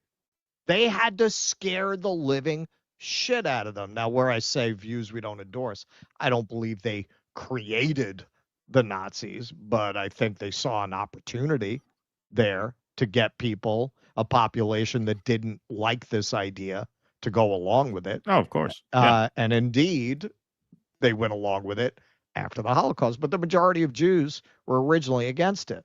Now you have decades and decades and decades of brainwashing, not only in the West among the Jewish population, but obviously I know some Israelis, man. I mean, they are deep down the rabbit hole. They have been brainwashed from birth. And really, if you push them, they always give away the game. They start talking about the Native Americans. So you're confessing that this is a genocidal state. But what they will not acknowledge is, okay, well, what we're arguing really, you're talking about, would we give this land back? Okay, well, what if it was like 1850 and you still have a fairly large Native American population to give that land back to? You're arguing that the right thing was for America to do what it did and wipe out the rest. Right. That's what you're saying. You're in 1850. Right. You're saying, well, we got to wipe out the rest of the Native Americans. You want to get to the point where it's a fait accompli the way it is in the United States, which is a confession that you endorse genocide. You just Right. want to get through the genocide part so you can get to the other side of it, where you go, yeah, that was bad. That was a There's terrible nothing we thing. could do now. Yeah, Nothing exactly. we can do now. Exactly. I mean, if you go back far enough, you could say that the United States was a terrible idea, right? Because of the human cost of, westernizing this land. And we are at the point now where, fat, cozy white boys like us can just say, well, I mean, what are you going to do? I mean, what's done is done, right? Because Right. logistically, there's no going back.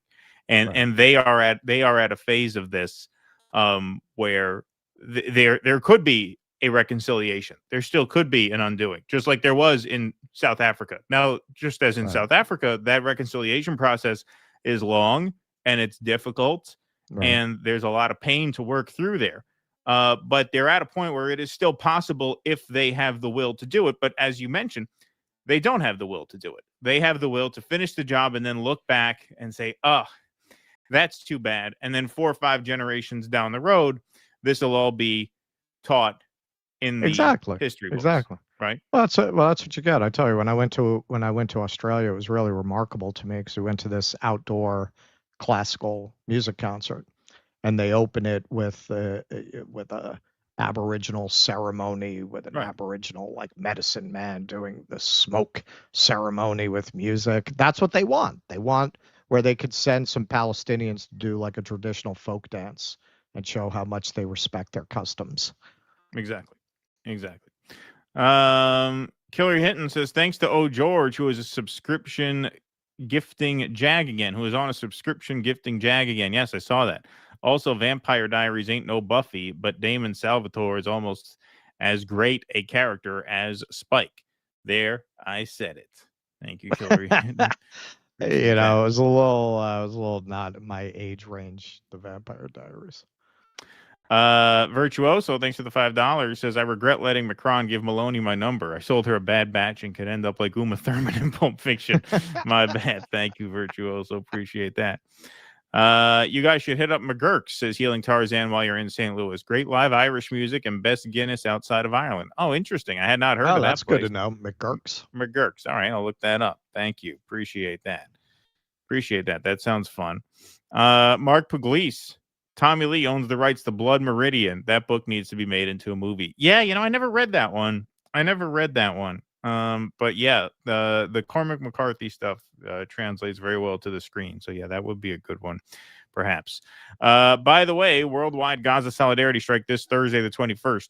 We are being asked not to work or purchase anything on that day. Okay, well, thank you, O. George. Appreciate that. What about haircut? I need a haircut before I go to St. Louis. Can I do a haircut? If you pay the hairdresser in cash, can you do that? Yeah. I always pay in cash. Oh, books. Yeah, there you go. All right, let's move right on along to segment number 3. We have been on this story from the beginning. Originally, this was a Rachel Zegler trashing the Snow White franchise story. But it evolved over time. It took some interesting twists and turns. So this is where we are now. Gal Gadot is blaming us for the failure of Snow White. And who is us? She's blaming the Snow White flop on the pro-Palestinian community. So she did a little interview there with Israeli TV. This is from Muslim Girl. Gal Gadot finally spoke on Disney's Snow White live-action remake. The former IDF soldier credited the pro-Palestine movement for the film's historic flop. Meanwhile, Rachel Zegler received industry backlash for denouncing the genocide in Gaza. Now, you want to talk about the warped world that Zionists live in? This is a relatively trivial instance of it, but it really tells you a lot about the psychology of these people. אני חייבת להגיד לך קודם כל, ממש נהניתי Hang on, let me lower the volume. Yeah, lower that volume, man. It's loud. Let's just start again. Were you angry? אני חייבת להגיד לך קודם כל, I have to say, first off, I really enjoyed filming this movie. Really enjoyed it, especially when working with Rachel Zegler, the questioner said. Turn it down a little more even. So the questioner said, especially working with Rachel Zegler, sarcastically giving her the opportunity to trash her co-star. Right. I even enjoyed working with Rachel Zegler. We laughed, talked, and had fun. I was sure this movie was going to be a huge hit. And then it happened, the release in October. And what followed, and you know, this happens a lot in various industries, including Hollywood. There's pressure on celebrities to speak against Israel. Okay, I mean, I just have to pause for a second. What a sick, deranged inversion of reality. You are claiming that in Hollywood, the pressure is in the pro-Palestine direction. Yeah. That the pressure is on celebrities to speak up against Israel. Wow. Yeah. Wow. I mean, you know, and that perfectly goes back to the example you were showing of the Israeli spokesperson saying, yes, no, we accepted all the ceasefires. Like, this is how they think, man. This is how they think. This is how like, I don't think she's lying. I think she really believes that. Oh, yeah. Because if you talk to Zionists, they see the world that way. Oh, yeah. And, you know, it happened. And despite, you know, I can always explain and try to give context about what's happening here. And I always do that.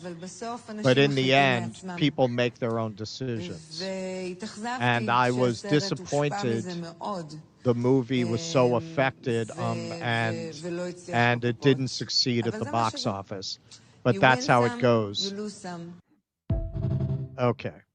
Now, they're aside from the deranged Zionism, what's really, really insane about Gal Gadot, of all people, specifically blaming this movie bombing on anti-Israel sentiment, is she was noted for her horrible acting by the entire critical community. People with no particular dog in the Israel Zionist fight. Long before Snow White ever dropped, she was mocked roundly for most of her movies, including Wonder Woman, Justice League.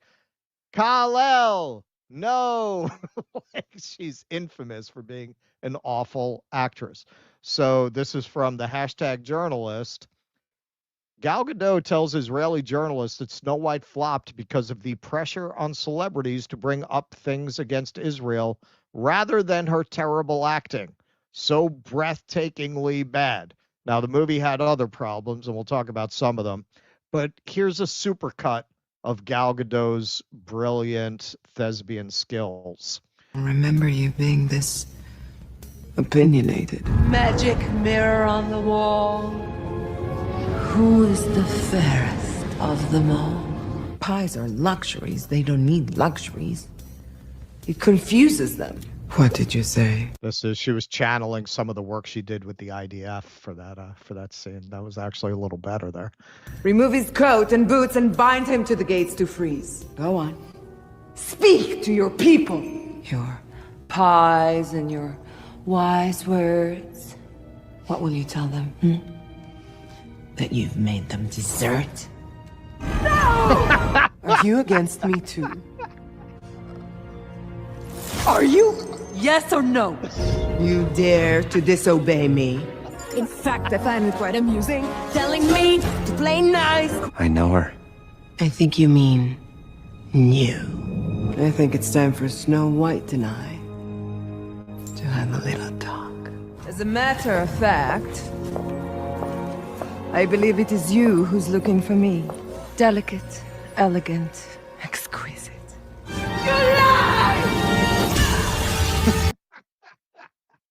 Yeah, just one of the worst actresses ever. She even sounds Israeli. Like she can't do an Right. accent. You know what I mean? Like you get right. Like you have. There's a lot of talk about Mexicans taking our jobs, people coming over here taking our jobs. You know who's taking all the acting jobs? Brits and Australians, but you don't know about it because they can do a fucking American Right, accent. they can do an accent, right? Or do some kind of accent. They can right? not only do accents, they can do very regional, culturally specific accents. Rick on freaking Walking Dead is British. The first time I saw him in an interview, I was like, what the fuck? Because he's got the whole cultural style of the region down. And she can't even just do the accent? Just even a newt doesn't have to be American or like British, just something neutral, like a fairy tale. The mecha on the wall. You gotta, in everything. Like, in everything. Wonder Woman's got an Israeli accent. Like, I think for Americans, they were just like, yeah, she's from Paradise Island. I guess that's what they sound like. They're some kind of Greek thing. Yeah. Forbes, certainly not some pro-Palestine outlet. In their coverage of the Snow White bomb, this was written around the time it became clear it was going to be a bomb. The single bright spot of the film is said to be Rachel Zegler's performance and her singing, but villain Gal Gadot is criticized roundly, as is the overall structure, script, and directing of the film and those horrifying CGI dwarfs. So yeah, there were a lot of problems, and Gal Gadot was called out specifically as one of the biggest problems with the film. This is how bad Gal Gadot's acting is. Value how. Even the Israel subreddit agrees Gal Gadot is a bad actress. And here's a little bit of that. She's not a good actress, but when it comes to morality, inner strength, and courage, she's at the very top. A great role model. Took the words right out of my mouth. She's not a good actress by any means. It's even the Israelis, man. They lie about everything, and they can't even lie about that. So she's saying that there was backlash from Hollywood against her for being pro-Israel. Being one of the fucking worst actresses in the history of Hollywood, she got a star on the Walk of Fame. Yep. She got a star on the Walk of Fame. She hasn't even really been in a noteworthy film. Where do you get that for? Wonder Woman? You got a star on the Walk of Fame for Wonder Woman? You're there with Lauren Bacall, Meryl Streep for fucking Wonder Woman, and you're arguing that you have been discriminated against? That's Zionism, man. The cry bully industrial complex. In America and in Hollywood, Israelis have, the skids kind of greased for them, and that definitely seems to be the case with her. Oh, absolutely. Yeah. Look, she is a breathtakingly beautiful woman. I'll say that. There's no shortage of those in Hollywood. Right. You want somebody as beautiful as Gal Gadot, you can find one who can act. I promise you can. Yes. This is how that film is doing on Rotten Tomatoes. Are they all anti-Semites? A Zionist would try to make that argument. Right. That's anti-Semitism. Top critics, 28%. All audience, 20% for this movie. Now, Rachel Zegler indeed said, free Palestine. Now, to suggest that everybody was on her side is absolutely insane. Rachel Zegler took insofar as the actors were blamed, she was blamed almost entirely. Even her detractors had to concede that her performance in the movie was good, certainly by comparison with Gal Gadot. But her public appearances, her Palestine position, that's what caught all the criticism from nerd channels and others just trying to get in on this. Glenn Beck it was a whole cottage industry hating Rachel Zegler, right? Benny Johnson got a little piece of that there. The Nepo baby of the producer personally went to lambast Rachel Zegler when it became clear this movie was going to be a bomb. Mark Platt's whiny 38-year-old Nepo baby is blaming a 20-year-old actress for tanking his dad's movie for checks notes, being against genocide. Your dad flew to NYC to reprimand a young actress? Any words on this? because that's creepy as hell and uncalled for. People have the right to free speech. No, shame on your father. Now this shit stain Jonah Blatt, we covered this at the time. He went on a whole rant. You want to get into this, bro? You want to get into this? He did some interviews, this very anti-woke thing. Here's one right now. Now, I did not think the nerd channels were going to cover this at all, because when all this was going on, they would not touch the subject of Gal Gadot, the IDF, and Israel. They would not get into it. They're so desperate for content now that they're not going to be making any more gay Doctor Who's and the kind of thing that they've been dining out on for years, that they are actually covering this, but this is how they're covering it. Now, do I think that Gal Gadot being Israeli is why this movie bombed? No, I don't. Do I think that, people in Hollywood felt pressure to say this because Israel? I don't think that reason is just why this movie bombed. Do I think that your young woke activist star in Rachel Zegler with an Israeli co-star deciding to promote their trailer with inflammatory political comments about Palestine and about Israel and about what's going on in Gaza, do I think that did irreparable harm to this movie? Yes, I fucking do. Oh, wow. Yes, I do. And I think that's about as close as she will get to blaming any of that. Okay. All right. Okay. Now, listen, as I said, we covered this quite a lot over time. Yeah.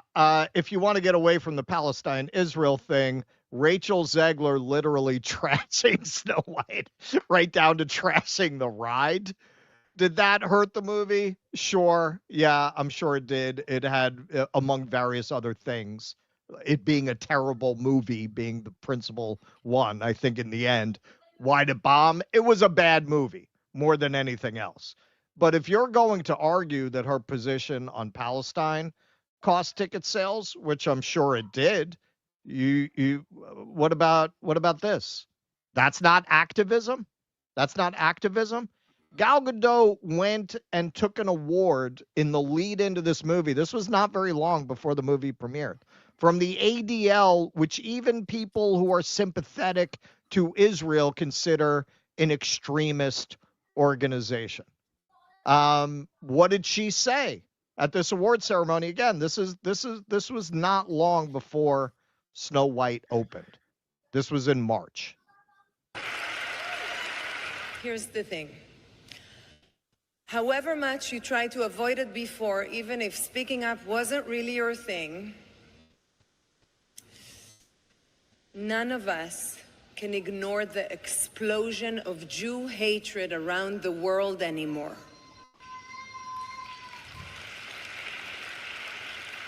And that's what I'm doing. No way I need it. It really is me standing in front of you today, saying simply that my name is Gal and I'm Jewish, and we have had enough of Jew hatred.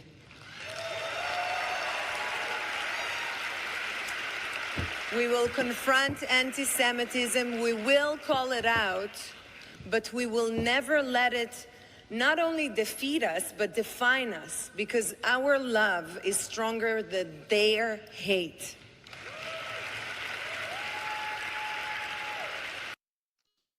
So let me get this straight. It's Rachel Zegler who politicized this movie inappropriately and dragged this subject into the release of the movie?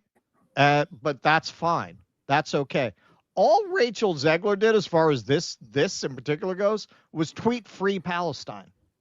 Yeah, exactly. I was just going to say, yeah, Gal Gadot's... Like she didn't go appear at a rally. Essentially, that's what Gal Gadot did. She not only appeared at a rally, she appeared at a rally with an extremist Zionist organization and accepted an award from them. Let me just finish it up. Sure. Like most IDF soldiers, Gal Gadot is blaming a bomb on someone else. and finally, breaking, Gal Gadot, well, almost finally, Gal Gadot cries, "The boycott my movies because I support Israel. It's not fair. No, what's unfair is war criminals like you being glorified on screen instead of dragged to court." And there she is on the way to her IDF induction and in her IDF uniform. Now, she got so much backlash over this, which I consider a good sign, that she felt like she had to climb down from it. So in part, she said, of course, the film didn't fail solely because of external pressures. There are many factors that determine why a film succeeds or fails, and success is never guaranteed. Now, her career, I would say, has been hurt by her Zionism at this point.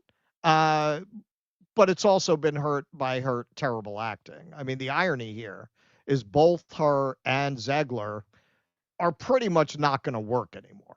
Now, Zegler is talented. It's purely because of her politics. With Gal Gadot, it's a headache, man. Like, are there people at this point, especially given how opinion has moved further and further in the direction of being horrified by what Israel is doing? Has she become toxic over time? Not at the time that she was doing Snow White, but at this point, I'd say, yeah, she's toxic to mainstream audiences at this point. Both of them are really not going to have much of a career going forward for different reasons. But for somebody who was actually called out for being one of the worst things in the movie, to blame all this on pressure on Hollywood and celebrities to speak out against pro-Palestine voices, when actually it was her co-star who was absolutely maligned, attacked, dragged through the mud. I am telling you, these nerd channels paid off fucking mortgages off Rachel Zegler coverage. It was constant. It was daily. It was wall to wall. And Gal Gadot, until the movie dropped and nobody could deny that she was terrible in it, she was like a saint. She was like a poor saint who got saddled with this activist co-star, and poor her. They would go so far as to say, and you kind of saw it in that video now, that's a new video that just dropped today. Yeah, you know, she didn't politicize it. Rachel Zegler did. Yeah, you know, Gal Gadot is much more visibly pro-Israel than Rachel Zegler was pro-Palestine. It's not even close. Not even close. That would be like Zegler went on stage with Kneecap.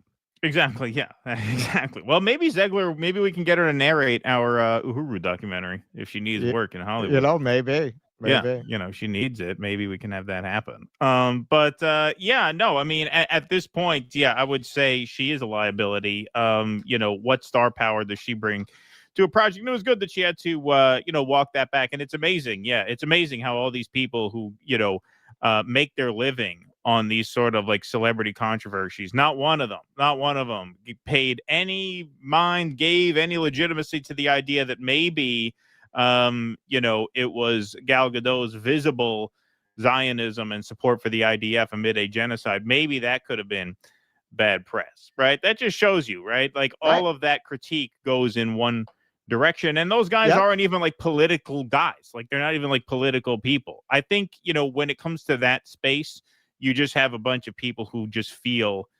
very, very betrayed by the culture. And so they are just very, very bitter. And all of their ire goes in one direction. And anything that could be nebulously deemed woke is something that they just have a reaction to. Right. That's it. Exactly. Well, and they all, because they took up the anti-woke thing, they all wound up being Trump aligned, and their audience is Trump aligned. And hey, man, nobody was speaking up more about it's not fair to brand that movement racist than we were. But hey, we know since the election with the mask coming off, and I'm not going to say all Trump supporters are like that. It's a lot of them. It's a lot of them. There's a reason these channels didn't want to cover sinners. We talked about that at the time. That's right up their alley, and it's exactly the kind of story that they like. Look at this small movie with a low budget that beat out the big Hollywood titans. They love that story. They love those narratives. If that had just been a vampire movie that killed all these big Hollywood blockbusters at the box office, and it had not been a black movie with black themes, they absolutely would have been all over that movie. I can see it right now. They're all covering weapons, which Right. is kind of has a similar profile in terms of the Hollywood ecosystem, where you got this kind of small budget movie that's killing these much bigger budget Hollywood blockbuster kind of films. They're all over that movie. They weren't all over Sinners. Now, does that mean all of these hosts are necessarily racist? No, but they're business people and they know their fucking audience have enough racists in them that Right. they don't want to cover Sinners. Right. Yes, absolutely. Absolutely. And that dictates what a lot of the content is, as we Exactly. know in this And case. that- and People that's only why do what they feel is in their interest to do commercially. Right. Right. And that's why they will not cover Godot from that angle. Exactly. All right. Race Car, thanks for the $20. Says, man, guys, Wonder Woman is basically as strong as Superman, but without any weaknesses. Too overpowered. Thank you, Race Car. Appreciate that. EO Shush says, if these Israelis want the hostages back, they need to do some Ocean's 11 heists into Bibi's bunker to get Epstein Trump tapes, and this will end yesterday. Yeah, there you go. There's an idea. Albu Kid says maybe the reason Trump is so obsequious to Israel isn't Epstein, but because Jared Kushner is holding Ivanka and the grandkids hostage. They're in that weird Shabbat Lubavitch cult. Thank you, Albu Kid. Yeah, I haven't heard from Kushner at all. Right? He was an advisor in the first term. You haven't heard from him at all this second time around. Where'd he go? Ardeen W. Maybe he's Epstein's handler. When Netanyahu dies and meets his maker, what would his hell look like? Seems like he and the devil could get along too well. Good, yes. Good question. I was muted. There was a lot of reporting about how Kushner and Ivanka didn't like being persona non gratis after they left the White House. I think that's why they're keeping their distance. They've just gotten to the point that they can go to the club without getting dirty looks. Yeah, that's right. They can finally get a table at Tavern on the Green again. Right? Yes. Yeah, Yeah. exactly. Is Tavern on the Green, did they ever reopen? I thought they were going to reopen. They did. Yeah, Oh, so years ago they reopened. Years ago. All right, good. All right, they did. All right, we are at 686 likes in the YouTube channel. Thank you very much. Let's smash that like button even more. Let's get an even bigger crowd in here. 929 in the Rumble chat. That's looking very nice. Thank you all very much for being here. Xander Varkov says, wallbanger with a Schmendrick waving it in the Fox Green Room. Thank you. Yes, indeed. Thank you, Xander Varkov. My real name says, say what you want about weird Zegler. She's at least spoke out on this issue. Hey, I love Rachel Zegler. I think Rachel Zegler is great. Yeah. Keaton's always been on Team Zegler. Yeah, I think he's a spunky, fun-loving kid. Wait till this montage gets to the scene where Snow White R***PES Sneezy the detainee dwarf. They don't. Oh, yes, thank you, Stoops. I mean, it is very ironic that she's playing this evil queen that talks about starving the peasants. Yeah, they have enough pies. They yeah. Yeah. She should have just played herself. They should have just cast her as herself. I think that's what not she the did. Evil queen, yes. The evil queen as herself. Mark Dansky says, sorry, gal, you need a soul to act. You can't be some mechanized android-fetted phony. Well, that too, right? Most actors tend to be empaths, right? And so it's kind of weird to have an actor with no sense of empathy. It's hard to act if you don't empathize with people. That is a good observation and a good point.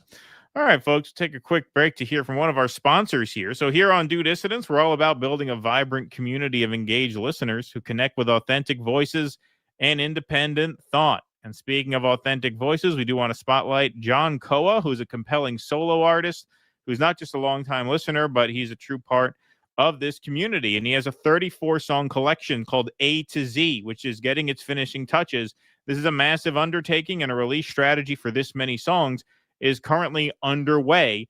Its arrival is imminent. You'll hear original tunes as well as compelling interpretations of existing songs like Jackson Brown's Dr. My Eyes, Ben Harper's Excuse Me, Mister, and the Stones' Give Me Shelter, songs whose lyrics, it turns out, feel remarkably timely. So while A to Z prepares for its launch, make sure you've caught John Koa's 2 latest studio singles on all of your favorite streaming platforms.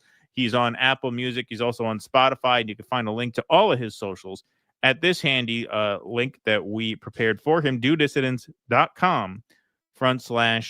Koa. So go and check that out and download some of his tracks. They're great on Spotify, on Apple, and you can even subscribe to his YouTube channel, youtube.com/@John Koa. Okay, we are going to move right on along here. So Norm Finkelstein was in Arkansas over the past couple of days, it seems here. Norm Finkelstein on the so-called Gaza Humanitarian Foundation aid sites. Here he is at a recent speaking engagement describing the ways in which the GHF distributes food and comparing it to the way that Jews were fed by the Nazis. So this is pretty powerful stuff from Norm. Distribute the food. You know how they distribute it? They throw it on the floor. And then people are supposed to run for it. To reduce them to rats. Whenever I read about that, it reminds me, in the concentration camps, the food they put in a giant vat, it's almost all water. I'm referring to World War II now. It's almost all water. But there are a few vegetables in that vat of soup. And so what can you imagine? The people who are lining up, they're pushing each other, they're shoving each other, because you have to get to the head of the line, or it's just water. And that's what they do to the people of Gaza, reducing them to scurrying rats. And then as they go for the food, the Israelis, because they're scared, they're afraid, they start shooting at the people, killing them as they scramble and scurry for the food. So, yeah, that is a pretty powerful description, and I think a pretty apt comparison. And, you know, there are a lot of people who would take issue with that. But you know who wouldn't, on the facts at least, is Bezalel Smotrich himself. So here he is. This was, of course, a flashback from May, but it's gone viral once again in recent context. We conquer, cleanse, and stay. On the way, we annihilate everything that still remains. From the backlog, May 19th, Bezalel Smotrich, Israel's Minister of Finance and de facto governor of the West Bank, describes the current situation in Gaza and the plan for the near future. The near future being, of course, now. So this is perhaps even more chilling a few months later than it was when he first said it. So as we record this, August 19th, exactly 3 months from when he originally gave this speech. We'll see how much of this came true and how much of this really validates Norm's characterization.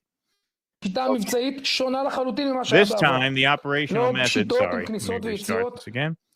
This time, the operational method is completely different from what it was in the past. No more raids with in and out incursions. We conquer, cleanse, and stay until Hamas is annihilated. On the way, we annihilate everything that still remains of the strip. Everything that still remains. Simply because everything there is just one big terror city. As part of the war, the IDF is moving the population from the combat zones and leaves nothing standing. I'm telling you, just look at videos of what's happening in the strip. The population will reach the southern part of the strip, and from there, God willing, to third countries as part of President Trump's plan. This is nothing less than a change in the course of history. The minimum required will reach the population simply so the world won't stop us. This is what I mentioned. They say to their own people, we're letting the minimum amount in so that the world won't stop us. And for almost 3 months straight, they let zero in. Zero. And the only reason they let up a little bit is because the international community was pressuring them to. And they tell their own people, this is why we're letting what meager aid in that we do. They tell that to their own people, simply so the world won't stop us and accuse us of war crimes. The IDF is finally waging a campaign against the civilian government of Hamas and not just focusing on the military infrastructure. So there you go. There you go. Saying this is not about eliminating combatants. This is a war on the civilian population, right? Technically, the mailman works for Hamas because they are the governing body in Gaza, but they are not a combatant. And what he's saying is we're going after the civilian infrastructure, eliminating ministers, officials, money changers, and those involved in the economic and governing system. For 2.5 months, we didn't allow humanitarian aid into the Gaza Strip. This put huge pressure on Hamas, and that's a good thing. He's saying it right there. Right. That is a war crime. He has just confessed to a war crime. Every international body should be issuing an arrest warrant for him. Of course. He should not be able to leave the borders of Israel. Exactly. And he says that into a microphone 3 months ago. 3 months ago. This put huge pressure on Hamas, and that's a good thing. But even with pressure, you need to know how to regulate it so it doesn't blow up in our faces. The IDF in recent days resumed maneuvering with full force to conquer the Gaza Strip. When the IDF moved the population from the last place where they still had a bit of food and our greatest friends in the world, those who support us, those who understand that we can't stop just before total victory and the annihilation of Hamas, when they ask us to help them help us and refute the lies of starvation. Well, you just said you were cutting off humanitarian aid. This is how they just lie. I mean, they just speak as though the truth doesn't matter at all. He just said 2 sentences ago. We just paused it. They cut off all humanitarian aid, all food. We give them what little they need to keep the international community at bay. And now he's saying they're lies. We have to do it. What will enter in the coming days is the bare minimum. Okay, so you're saying it. You're saying it right there. It's just incredible. And yet you'll still have, this was today. Today, you had the editorial board of the Washington Post. Was it today or yesterday? It was yesterday, pardon me, the 18th. With every photo of a starving Gazan proving fake. How can you believe the famine claims? You still have this kind of denialism today, not by Douglas Murray, who submitted an article to the New York Post. This is the editorial board of the New York Post decides on August 18th to deny claims of famine and starvation in Gaza. When you have this guy on record 3 months ago, articulating that as a strategy. And yeah, of course, what Norm said, people always get uneasy about comparisons between the Israeli regime and the Nazis. Doesn't make me uneasy. And part of the reason why we feel like we should do segments like this is because as a couple of Jew boys ourselves, we have a certain license to say, no, that comparison that Norm, who's a Jewish man himself, obviously is making, not only should that not make you uneasy, you should be completely comfortable with that comparison because it's the absolute truth. And it's the truth as articulated, not just by Norman Finkelstein, but by Bezalel Smotrich himself 3 months ago. And 3 months later, everything he said turned out to be exactly true, to the point where now the Israeli military is not even allowing news media to film Gaza from the sky because they know what it will expose is the scope of devastation, once again, that Smotrich himself describes. Yeah, well, understand, and this is part of why I try to maintain, it's not easy given my views, which are very public. I try to maintain some access to Zionists because you really have to find out what these people are talking about because it's so outside of the mainstream. They are sharing around, because I've seen this now with more than one. I first became aware of this by talking to somebody, but then I saw it other places. They're sharing like Instagram videos now of like supposedly active restaurants in Gaza. People, having just cafes, normal lives and cafes in Gaza as proof there's no genocide. Israel spends tens of millions, if not hundreds of millions of dollars on Hasbara. The overhead photos that we've seen of Gaza will tell you there is absolutely no way those videos are current. They're claiming like these are Instagrams of businesses that are currently operating like that. I would imagine, my guess would be, these are videos of those businesses before this war that are being shared out as if they're current. They're also sharing a lot of videos of food that the Israelis will not allow in and claiming that the UN is choosing not to bring food in when they've banned UNRWA from bringing in food. So they'll get one of their people to stand in front of these pallets. The UN won't bring in this food. They won't bring in this food. You cannot find any information like this, even in the New York Post, because if you scratch this a little bit, the paint comes right off, and it's obvious bullshit. Oh, yeah, no, they're just kind of sitting at street corner cafes there and having baba ganoush in the middle of Gaza. But understand, with the Zionists, this is why they're so insane. They believe this shit. I mean, not the ones in Israel.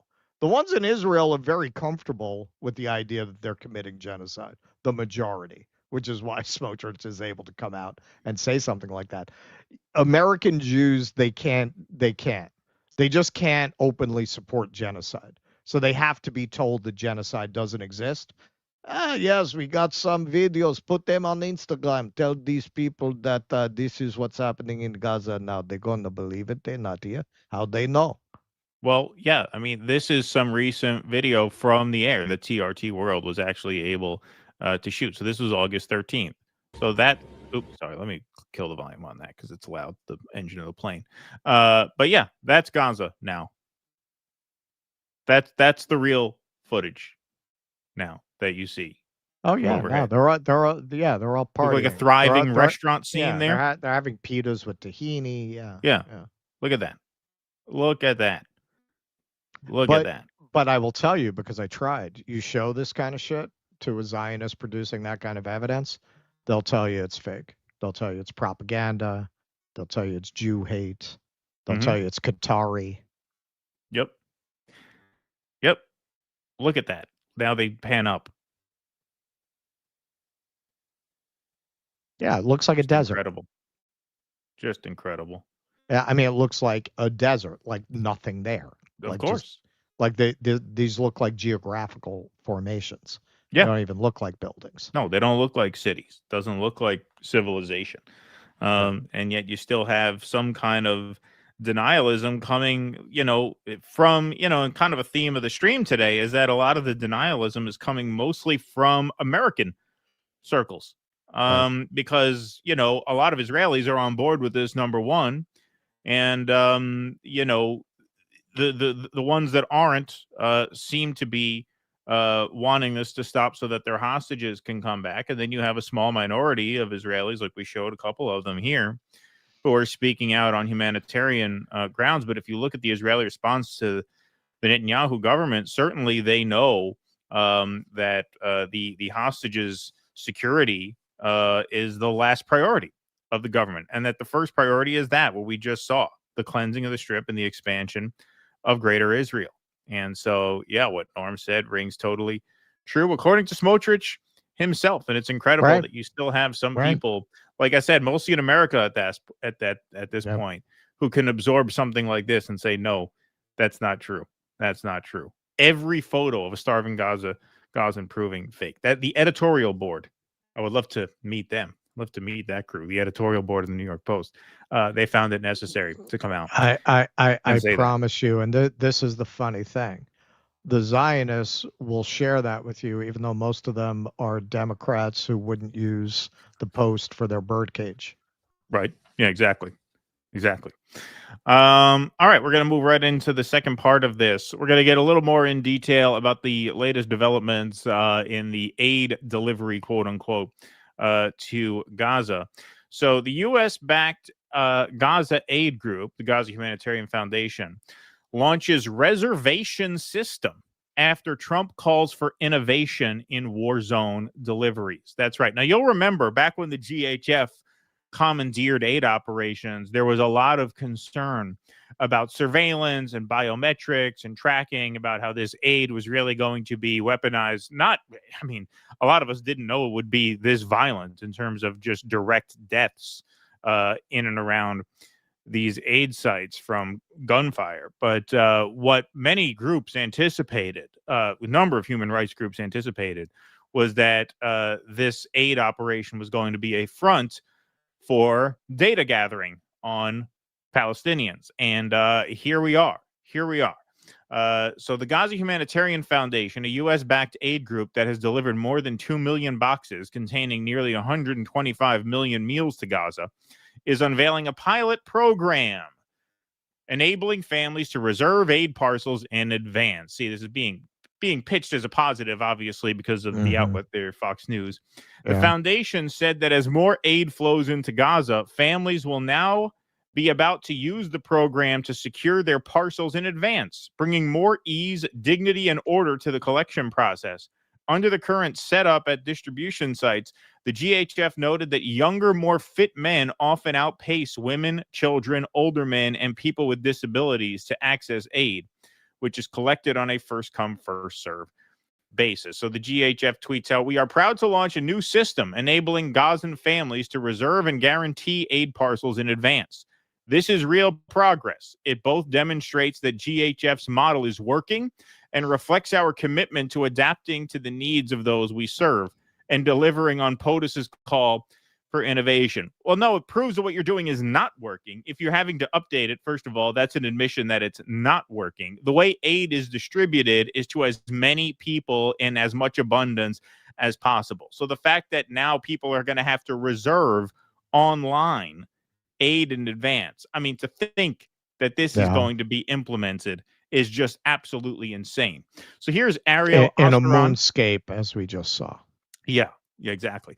I mean, we will get to all of this, but this is just an unbelievably insane plan. So here's Ariel Osteron, who is a journalist for, I believe, I-24, one of the Israeli outlets. The GHF announced it launched this week a new system to enable families to reserve aid boxes in advance using photo IDs and secure online accounts. The system is designed to provide safe, predictable access to GHF's food aid parcels, the GHF said. The new voluntary program, which will scale over the coming weeks, began on Sunday at Rafah's Saudi neighborhood distribution site and included 350 participants. The GHF said it hopes to expand the pilot to other GHF sites in the coming weeks. Under the current setup at GHF's distribution sites, that was the statement from the GHF. We don't have to read that again. So he goes into some bullet points about how the new system will work. A trained local worker invites beneficiaries to participate. Those who opt to participate will have their photo taken and receive an ID card with their photo and a unique number. Beneficiaries have the option to create a profile online where they can input information such as household size. A box of aid will be set aside on specific days for each participant, eliminating the need to partake in the rush. Aid will continue to be available on a first-come, first-served basis to those who choose not to participate. All data is securely stored and never shared. Yeah, no, I'm sure. Never shared. No, of course not. Of course not. By the way, the GHF won't even share who funds them. They say they have backing from the United States and then a number of Western European governments. They won't say who they are. That's a great sign for an aid organization to be really secretive about who funds them. You know, most people who fund aid organizations do it to be seen doing it. It because they want the social capital that comes with being a philanthropist. But no, not the GHF. So DropSite breaks this news as well. And they also, link to their tweet a video, which I think we should play a little bit of now.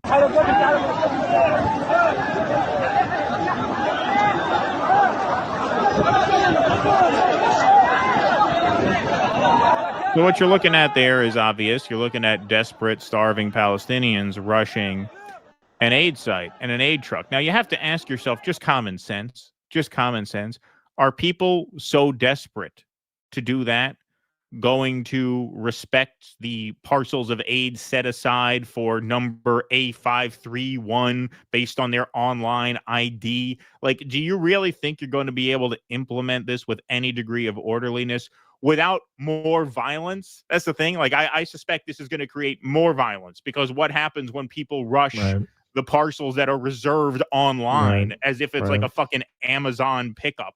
As if it's like an Amazon Dropbox. I mean, it just seems like a completely insane plan to me, at best, because as Dropsite points out here, rights groups have previously warned that GHF's model entrenches surveillance and control over the population. The sites remain militarized death traps under Israeli guard, where dozens of unarmed Palestinians seeking food are murdered every day by trigger-happy Israeli soldiers. And yes, we saw from the very announcement of this GHF, we saw group after group come out and warn. Here, Skyline warns biometrics for food, a dangerous shift from humanitarian relief to coercive surveillance. Biometricupdate.com says Israel seeks funding for plan to require facial recognition in exchange for food in Gaza. This is an article written for World Peace Foundation by Alex DeWall, who was one of Greenwald's recent guests, sort of an expert on famine and starvation. Surveillance humanitarianism in Gaza. Techpolicy.press. I actually want to get the person who wrote this on, Sarah Fatala, because this is a great article. We could do a whole piece on this when we have time, and hopefully we can get an interview. It's a good subject. Artificial intelligence and the orchestration of Palestinian life and death. So in this, the author goes into great detail about all kinds of ways in which tech has been weaponized against Gaza these past 22 months. That remains, of course, an ongoing concern. Cheryl Benson replies to the Dropsite post, "This is Israel carding everybody, and under the circumstances, this could be illegal. This whole outfit is illegal internationally." Andromeda 11711 says, "This needs to be stopped. This is overreaching and overlording to steal biometric data. These actions are criminal and a serious human rights abuse." Anna Karen says, "So they turn starving people into a customer loyalty program now. Cool. Totally normal behavior from the free world." And Ursula Byrne writes, "The people in World War II Holocaust had numbers too, conveniently forgotten by Israel. It's a genocide no matter how you spin it. It can't be denied. Unforgivable and unforgettable." Yeah, Isn't it crazy that just a few months after we saw all these concerns being raised about this being used as a tool of surveillance? So at first you have chaos break out at these aid sites. You have the IDF open fire on people while they are lining up for these food distribution sites. And now the solution to that, because we can't have that if it's chaotic, even though they insisted it's working so well, but now we're going to add a layer of innovation onto this. So now what we're going to do is we're going to create an online pre-ordering system where you get your picture taken, you get an ID number, and then, we'll have the parcels for you. You can come and pick them up. It just gets more and more dystopian every day. And talk about a solution in search of a problem. What's obvious to anyone who knows anything about humanitarian aid, like the experts at the UN, like the 170 different organizations who said that the GHF should be disbanded, is that the way to distribute aid is wholesale, volume. Get it to people. Get it to people. The more, the better. These claims that Hamas is stealing the aid have been debunked by USAID, by the IDF itself. And so you talk about a solution in search of a problem. There is no need for any of this. You can let the UN do its job. You know what you could also do? You can lift the blockade on Gaza so that they can have a state, so that they can have a civilization, so that you don't need aid to go in. Like the whole dynamic, the whole arrangement. Well, how do we get food into this war zone? Well, if there's no blockade, then there's no issue. There's no issue. If these people weren't kept in prison, you'd have no violence to begin with. You'd have none of this if you just didn't have a terrorist apartheid state imprisoning a population through no fault of their own. If you didn't have the Israelis putting their thumb on a scale in an election in 2006, empowering the most militant among them so that you can do this, so that you can have a violent incident, I'll say, here in East Berlin, that serves as a new Pearl Harbor for you to go ahead and do this. This is all of Israel's creation. It's amazing. And now they're going to come up with innovations to make things better, to make things easier when the solution is in plain sight. No matter how many layers you want to dig here, the UN is able to distribute this aid very effectively when they're allowed to, and when they're not fired upon from the sky, by the way, because we know a lot of aid workers have been killed. So it's just amazing how you can create a situation like this, create a horror show like this, and then roll out these piecemeal solutions, which are only going to make the situation worse. Everything they've done to make things better, they've made worse, including the establishment of this GHF in the first place. And now this modified version where you're going to have an Amazon Dropbox dynamic for people to come and pick up aid. It is really chilling. It really gets more and more dystopian by the day, I think. Well, it's the Marcus Aurelian thing, Marcus Aurelius thing. You know a thing by what it does. The intention was never to feed these people. The intention was always to kill them. Yep. The reason that Israel demonized UNRWA the way that they did was because they did not want this population to thrive. They wanted this population to die. And what people survive to be so sick and so weak that they constitute no threat to the greater Israel project. And to the extent that they keep any of them alive, it's for international opinion. If they had their choice, they would just kill all of them, in my opinion.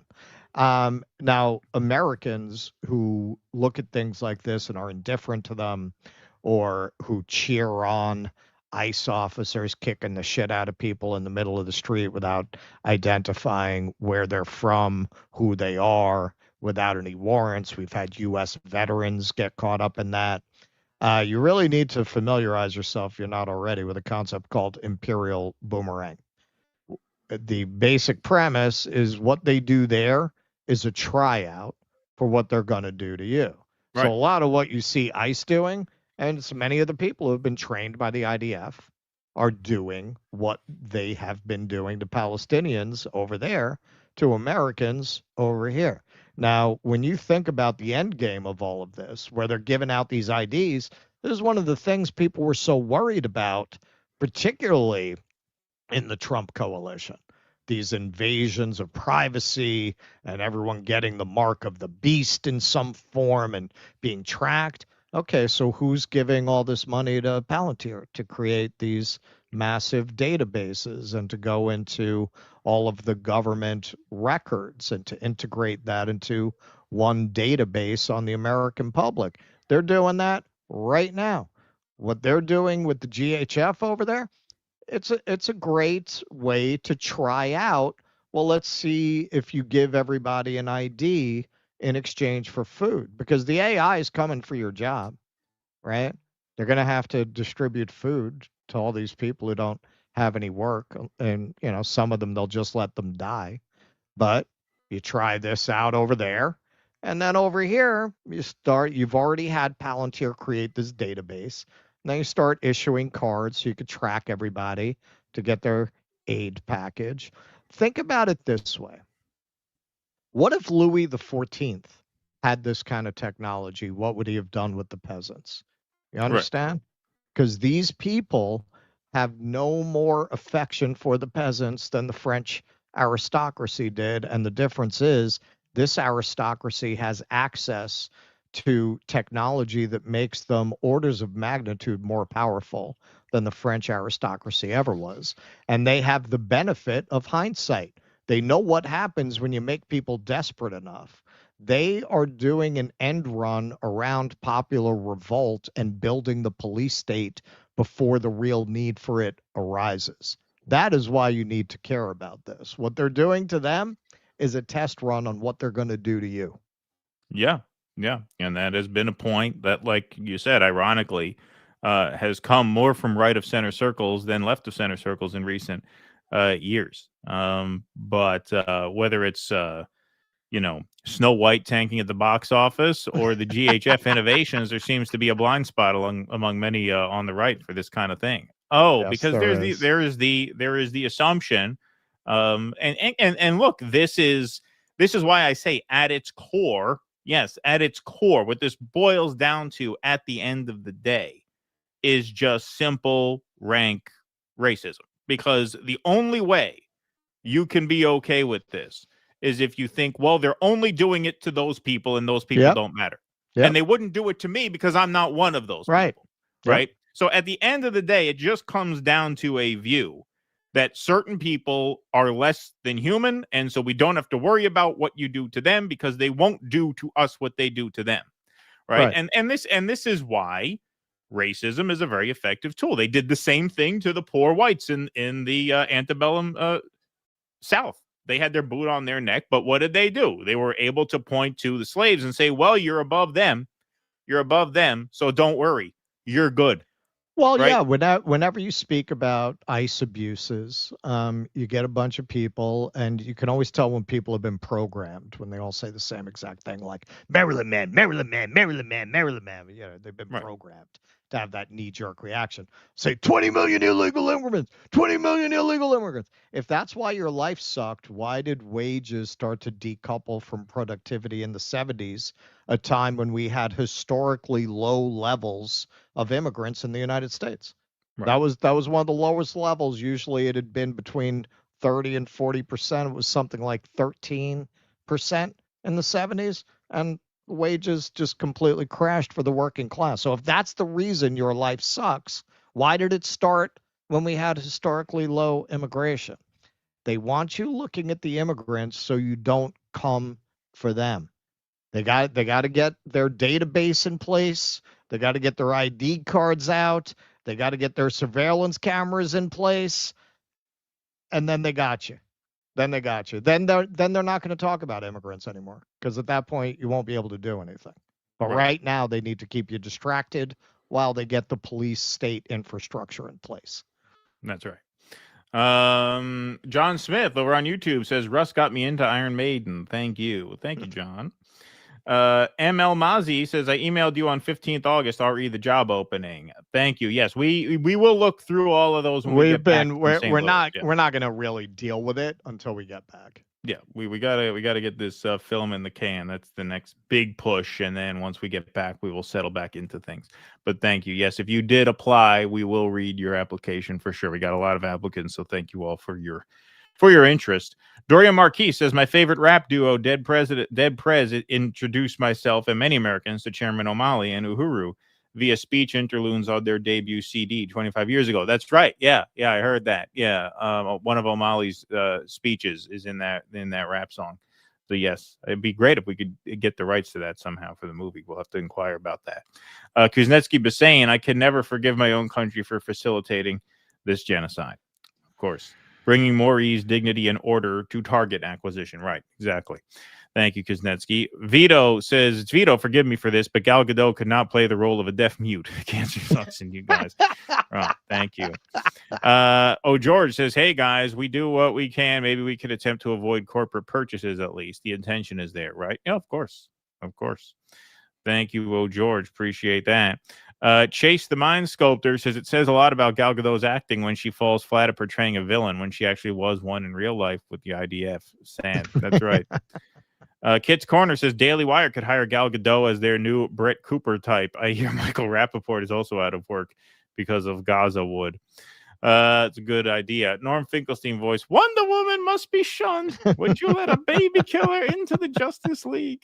Thank you, Eric Cuso. Appreciate that. All right, let's move right on along. All right, a little bit of a lighter story. Well, this is a funny one, yeah, for sure. So Superman is a much better example for Jews to follow. Yeah. Okay.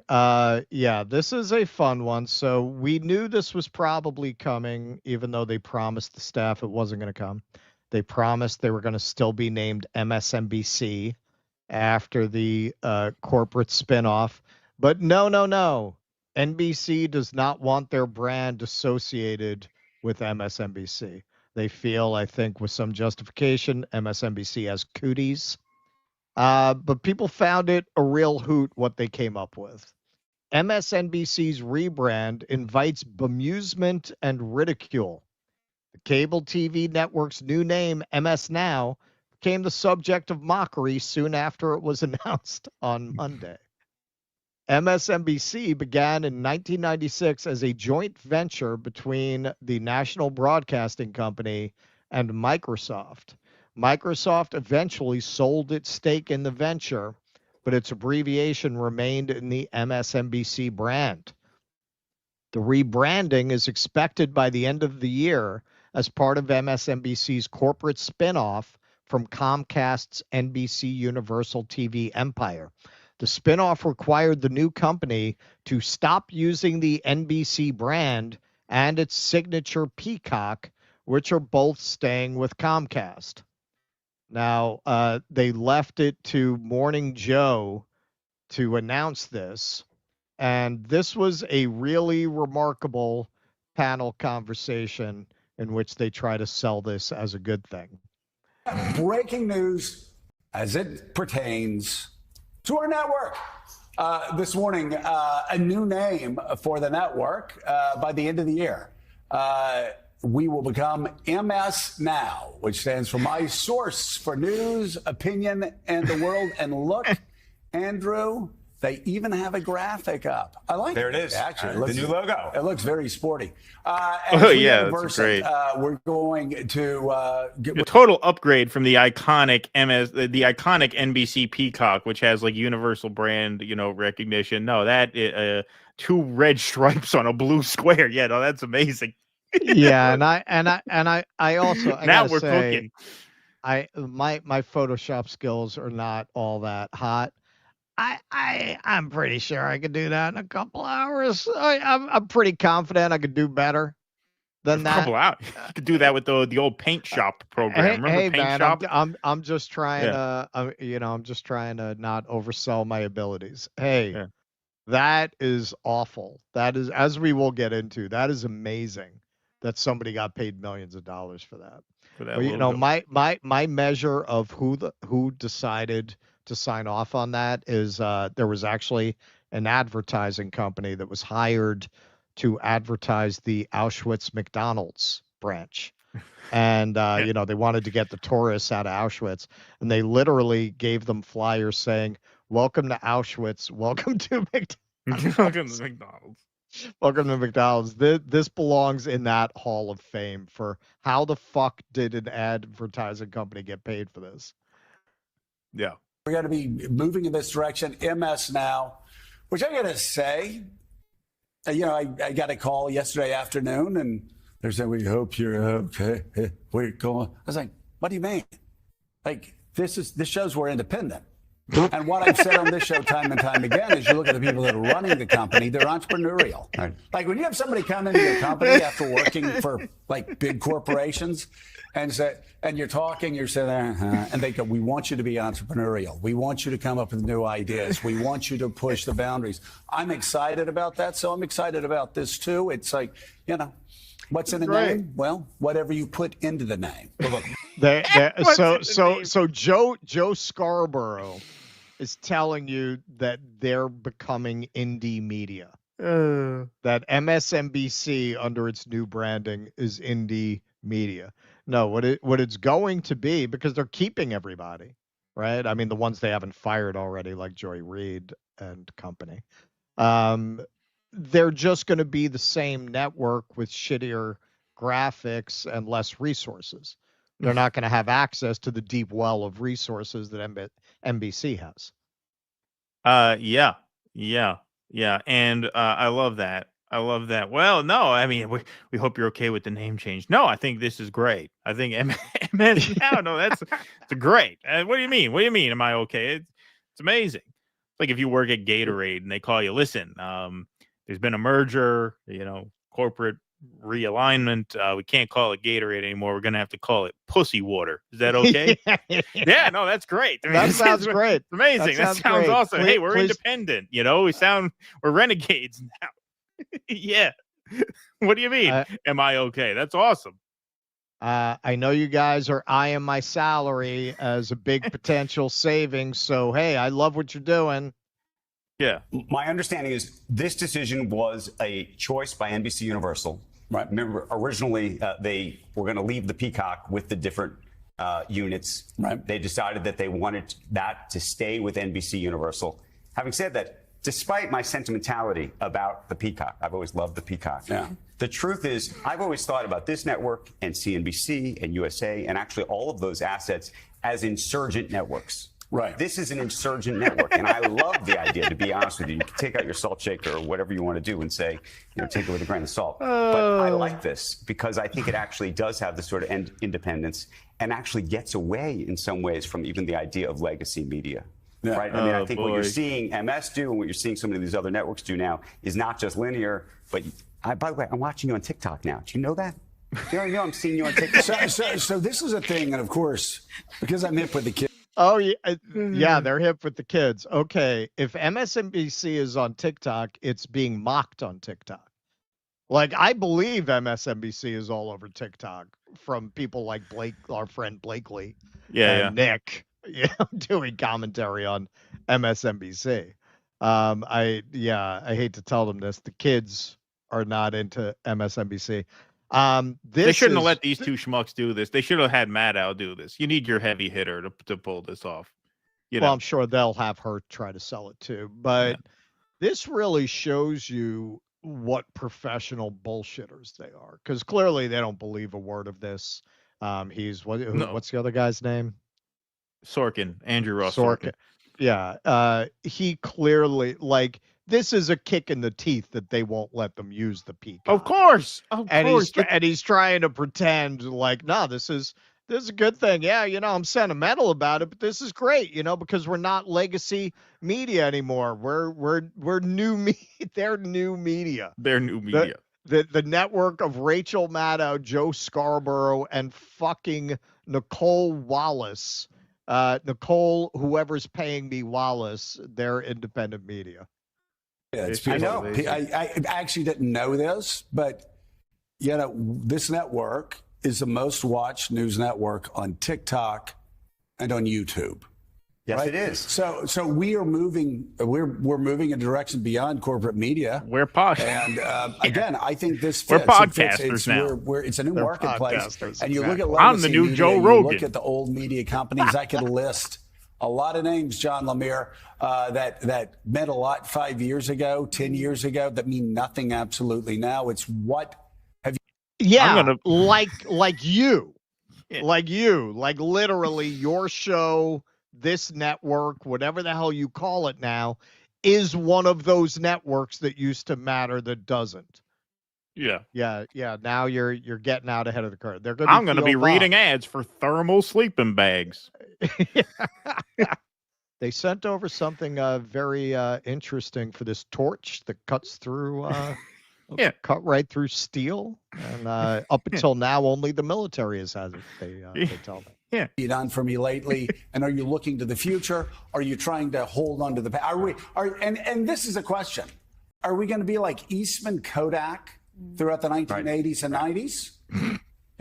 Or are we going to be like NVIDIA and look at a brave new world? And I think this actually helps us do that. The media landscape has been changing a lot over the and what's amazing is even in the course of trying to sell themselves as some kind of like new edgy break from legacy, they are so caught up in that incestuous world of Silicon Valley and Wall Street that those are the only terms they can think of presenting that in, which completely undermines what they're trying to say they're becoming. Right, exactly. Yeah, no, we'll be cool like a chip company. Yeah. Not like an old photo company that went bankrupt. last decade or so, but it's been really accelerated in the last few years in this particular moment. So it does seem an ideal time to rebrand, an ideal time to embrace a new identity, to, as you said, to be an insurgent network. MSNBC. By the way, it's also a line in the sand just about the future. And the truth is that this network, originally the MS, was Microsoft. Right. So for a very long time. Right. All right. So an interesting line of inquiry would be, you know, Joe, I just got to ask, why the fuck didn't we, if we were going to rebrand anyway, get rid of the MS? Yeah, just drop it. Given that Microsoft has not been involved in this company in decades. Yeah. Yeah, I think they divested in 1998. They haven't been a part of this for almost 30 years. Yeah, that might demonstrate some kind of like independence. Right. No, 1996, I think. 1996. Whatever the year was, yeah. Hang on. I have it right I think here. they invested in 96, and then I think they left. In 96. I think they left in 98. Right. But yeah, they didn't stay on long. You're right. Yeah. You're right. Okay. So There has been a rebrand, I would argue, almost in order. Yeah. What do you think? I think it's good. Slight You're just smile. saying that. You're just saying that. No, I think it's good, and I think I think that I didn't know the MS was from Microsoft. I mean that. Yeah, I Isn't think that crazy? Yeah. That deal didn't go well for Microsoft. Yeah, but no, anyway. it did not. But I think that's right. And look, we know for a fact that people get their news, a lot of it from YouTube and TikTok. So if you're biggest news, if you're the biggest news network out there, that's a big deal. Yeah, the goal is again, be entrepreneurial and be independent. Let's we call it. We always say MS anyway. Yeah, right. MS, and then the truth is now is what this is all about. Yeah, okay. So if you could not find a better demonstration of the fact that their whole gig is to be professional liars. Like that is tonally, is that any different from the way they'll talk about negotiations with Ukraine, or the way they'll talk about the Israel-Gaza war, or the way they'll talk about anything, the way they'll talk about the economy? They are professional liars. That's what they're getting paid for. They're actors. They're actors. They clearly don't believe anything that they're saying. The mission is to put a positive spin on this, and they're just going to do that. The woman at the end, I don't know her name, she had the hardest time with it when they threw her the ball. She had the hardest time just lying about. No, a slight smile. Yeah, I think it's good. Yeah. Oh, Microsoft. Hey, that's interesting. I didn't know that. Let's deflect to that. She had the hardest time with it. But yeah, that's it. And that really tells you all you need to know about what their job is. You can't find a better example where you could absolutely say with no question they don't believe anything that they're saying right now. But look at the ease with which they present. Yeah, no, this is great. And hey, it's entrepreneurial, it's new. That's what an actor does. Hey, you're gonna improv with this soft drink. We're gonna film it. We're gonna see if we can use it in the commercial. That's it. Yeah, that's it. I mean, they were originally supposed to be able to keep the NBC branding. Yeah, right? yeah. And now they promised can't. them. Yeah. Right. So it's clearly a downgrade. This is like if you run a motel, you have a franchise, Days Inn, and the motel just goes so far to shit that Days Inn won't let you franchise their branding anymore. So you have to change yourself to, the Springfield Motor Lodge, right? Like that's what that is. Right. Of course, it's a downgrade. Like the NBC brand, that's an iconic brand. So to lose that is, of course, a downgrade. Even though, yes, MSNBC has become a joke. It's not changing in substance. They're all keeping their jobs. They're not rotating out hosts. It's just now they're going to look more like a StreamYard podcast than MSNBC. Yeah. Same shitty content, lower quality graphics. So people had a lot of fun with this. Think about how many millions consultants got paid to come up with MS Now with a Microsoft Paint logo. Yep, see, you nailed it. Russell Drew. MSNBC changing its name to MS Now is one of the worst branding disasters in media history. The logo looks like it belongs on a discount computer from 1998, not a serious news network. Absurd. And Dylan, a lot of people have pointed this out. Everyone associates MS with multiple sclerosis. So MSNBC switching MS Now is literally them stating they are an incurable disease. And it's true. There were a lot of posts where people were like, if you put in MS, the first thing you get is multiple sclerosis. Like if you just hear MS Now, you think it's a telethon for multiple sclerosis. Robbie Starbuck. I just want to meet the absolute bandit who got MSNBC execs to fork over tons of money for this logo and a name that reminds you of multiple sclerosis. I bet he hates them and can't believe they used it. I'd say that's I was thinking maybe guess. Mika can host their own show. They can call it PMS Now. Yeah, she's bleeding from wherever. That should be the slogan. She's bleeding from wherever. Alex Jones, breaking. MSNBC has changed its name to MS Now, otherwise known as Mind Screwing Now. Completely force-fed corporate media propaganda. They have no viewers no matter what their name is. You did a whole video about this. Power to the people. gets it exactly right. MSNBC is changing its name to MS Now. It can rebrand all at once, but it will remain a corporate news channel. Just like Fox News manufactures consent for the red capitalist party, MS Now will manufacture consent for the blue capitalist party. They should have just named it MSDNC. You know what? I feel like they missed an opportunity. They were going to rebrand anyway. And this has been making the rounds quite a bit. I don't know who it started with.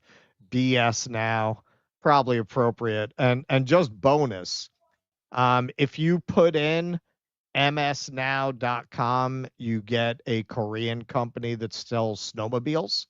And if you put in ms-now.com, you get Marley Spoon. You get directed to Marley Spoon, which is Martha Stewart's food delivery app. So what are they going to do about that? They get, I guess those Koreans hit the lottery, right? Because they're going to have to buy the domain. They're going to have to buy them out. Yeah. Wow. Well, good for them. Well, they're the big winners in all of this. What is it? A snowmobile company? I believe it is a snowmobile company. Wow. Who knew? Well, that's good news for them. I mean, that's a happy ending. At least they get a boost out of it. Yeah. That's amazing. Their ship came in.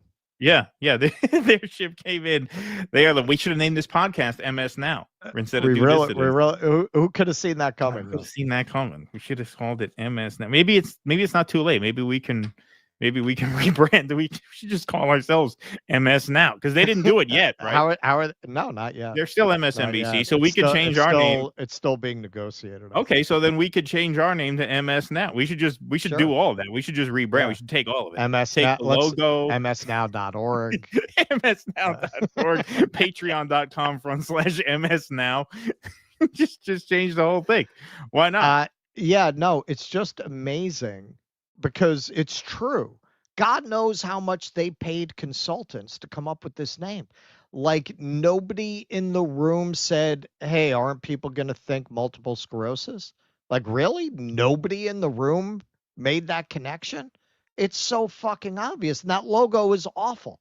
If somebody gave that to me from Fiverr, I would literally take it upon myself to destroy their platform. There you go. We're halfway there. This is the new look of the show. This is our MS Now. There you go. Beautiful. Yeah. Boom. Look, we're MS how long did that take? Yeah. We take the Due Dissidents logo off. Boom.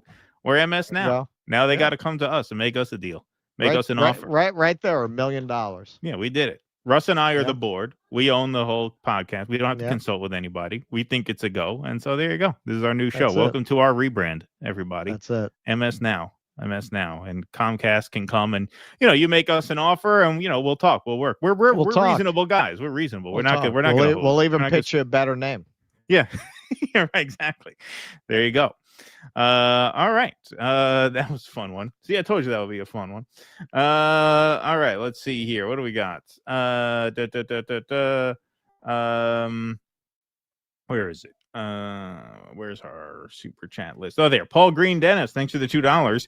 More like multiple sclerosis now. Yes, exactly. More scumbags now, says Paul Green Dennis. Thank you. Andy Gardner says it's gonna be MS Now and F you if you don't like it. Yeah, that's what he should have said. F you if you don't like it. You can't handle it. P. Walker says mainstream media exists to parrot what their rich billionaire owners want to say, but need proxies to do it for them, so they don't get laughed at. Yes, thank you, P. Walker. Kuznetsky Bassane says Andrew Ross Sorkin, a major apologist for the control fraud of the 2008 investment banksters. Yeah, he's on CNBC, which I guess they get to keep their branding. Amadeus, they say we're out of touch. Well, I say that's poppycock. Yes, thank you for that. Appreciate that. Tommy D 71, thanks for the $5, says heard that Quentin Tarantino is moving out of Israel. He says it's because of a film. Well, it's a play.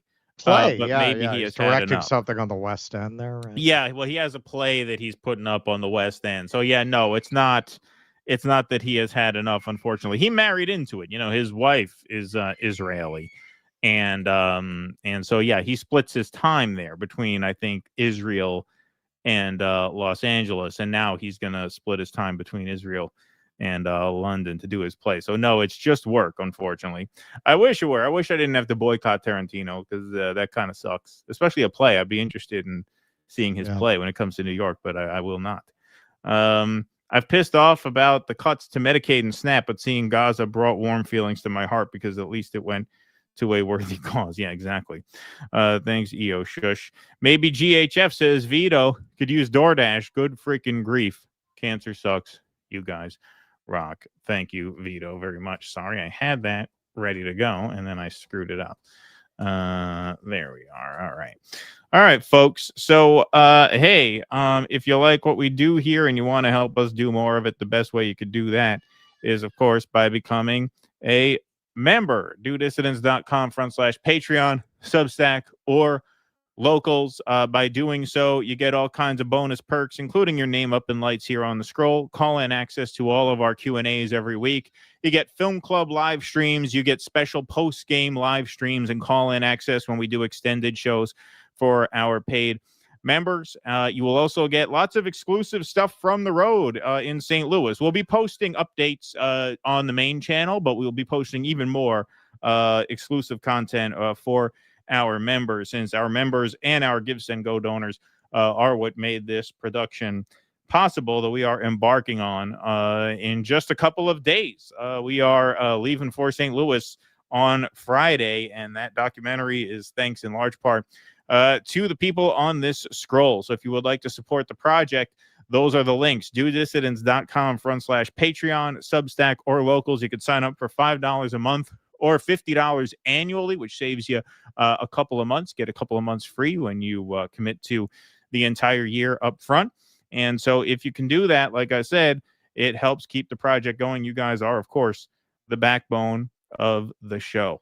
Mark Dansky says the MSNBC panel looks like they're definitely smelling burning hair somewhere in the studio, and they're trying not to look for it while the camera's running. Thank you, Mark. Appreciate that. Multiple sclerosis now. Exhilarating. Thank you. My real name. Appreciate that. What else we got over here? We got a couple more Rumble rants. Do we have more Rumble rants? Yeah, I got to paste all these in. Okay, I'll do the YouTube ones. First here, Virtuoso. Thanks for the $2. Says all this time I thought MS stood for Mucus Stream. Thank you. And Amadeus, slight smile. Thank you for the $2, sir. Appreciate that very much. All right, I will copy over some of these Rumble rants right now. But we are going to do our final segment of the day, folks. The last segment of the afternoon. Thank you all very much for being here. 1,600 strong in the YouTube chat. Over 1,000 over on Rumble. Good Rumble day. Good Rumble chat today. So thanks, everybody, for making your way over there. All right, we got one more segment on the afternoon. This is a bit of a local story for me because Congresswoman Elise Stefanik is not my congresswoman, but she is my neighbor to the north here. So she presides over the North Country, as they say, in New York State, starting just about a 20-minute ride from my house and then going all the way up to the Canadian border. So this was an event in Plattsburgh, New York, which is very far north of here. That's almost at the Canada border near Lake Champlain. Representative Elise Stefanik booed off stage at an event in Plattsburgh, New York.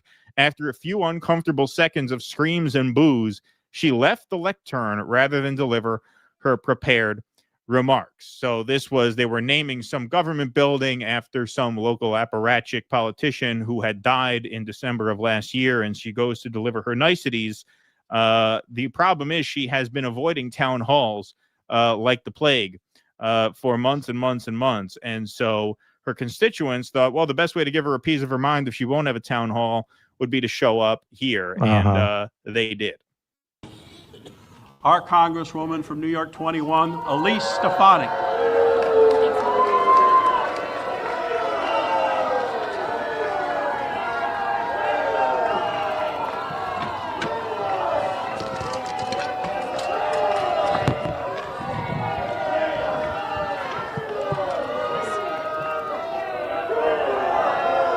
Thank you, Mark, for that kind introduction. She actually shushes them. Yeah, that's going to help. That'll get them to stop. Good idea. It's the best way to diffuse that kind of situation. It is truly humbling to be here to commemorate and honor the great John Zerlo. You know, I'm going to turn this back to you, Mark. This crowd is being respectful of John Zerlo. He's deeply respected. I'm going to turn it back to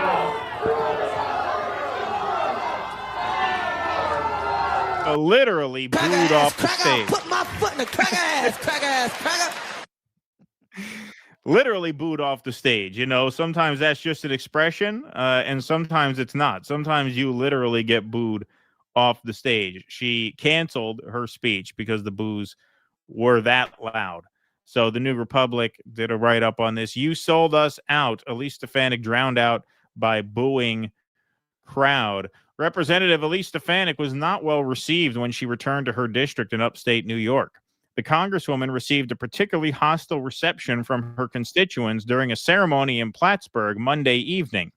More than half of the attendees at the event, intended to mark the renaming of the Clinton County Government Center, were actually protesters, according to the local NBC affiliate, NBC 5, or MS5 now, as they are about to be renamed as we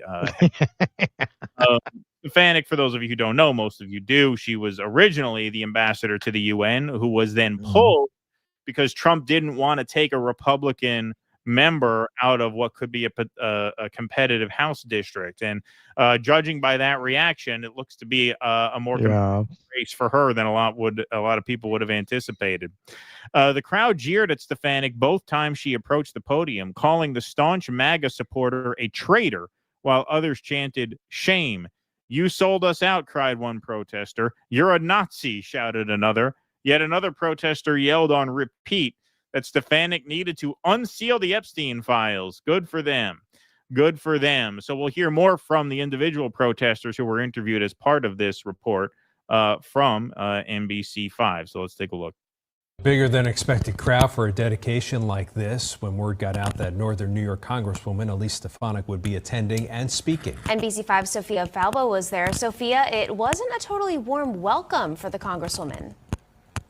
Liz, Brian, protesters made up more than half of the crowd today, many of them holding signs and even booing. Our Congresswoman from New York 21, Elise Stefanik.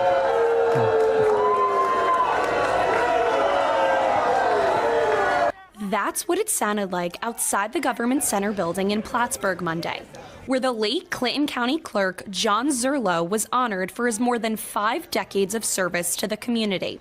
I feel bad for the family of John Zerlo. Probably saw all these people gathering with signs being like, wow, they really love John Zerlo. Oh, wait, those are traitor bitch Elise Stefanik. Go home. Oh, wait. They're not here for John Zerlo. They are here to troll Elise Stefanik.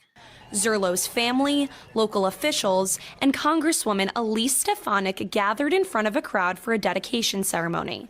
But among the spectators, some people opted to protest their Congresswoman's appearance. Well, Elise has not shown up in our district in months and months. She won't hold a town hall. She won't take questions. She's never at her office. People show up at her office constantly, doors closed. They won't even, her representatives, her employees won't talk to her constituents.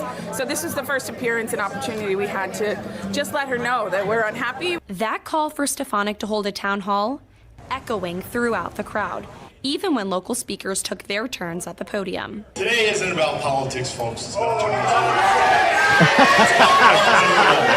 Activist groups, including one called... Clearly no one gives a shit about John Zerlo. I mean, look. Poor John Zerlo. Poor John Zerlo. Well, he made the mistake of being friends with Elise Stefanik, right? I guess if you're, if you weren't friendly with her, she wouldn't have been invited to this commemoration, and they'd have had no problem. Show up, organize the demonstration. One of the protesters says the number of people who chose to protest sent a significant message to Stefanik that people in the North Country are frustrated. And that frustration could be transcending party lines. I don't think this is about Democrats versus Republicans or anything. We're all represented by Stefanik. We all here are represented by Stefanik. And with the recent cuts that just got passed, we're all going to be affected by rural hospitals, by Hudson Headwaters potentially being affected, our only clinics that are available to patients. That's important to me. I'm a nurse. Stefanik stayed behind after the event to weigh in on the protests. She attributed the disruption to what she's calling the, quote, far left. Today's event was about honoring John Zerlo. It is a disgusting disgrace that this is what Yeah, that's the far left right there. Yeah, that's the radical left, those two. the far left does, rather than understanding that his family has been through a tremendous amount. It was about honoring his legacy. Okay, the guy died in December. I don't know John Zerlo's biography. It said he served the community for over 50 years, which means he lived a full life. Yeah, he lived a full life. John Zerlo lived a full life, and he died 9 months ago. So the idea to put his family through The trauma. right now. Yes. Well, this is what they always do. Like they do this outrage porn, and try to at every opportunity they try to invoke that their opponents are violating community standards. Which it's really funny. It's like the definition of a snowflake, isn't it? Yeah, exactly. Exactly. How dare you disgrace the memory of John Zerlo? His family's been through so much. Guy's clearly an old guy who died almost a year ago. It's not like the wounds are, it's not like it's like a 20-year-old who, OD'd last week.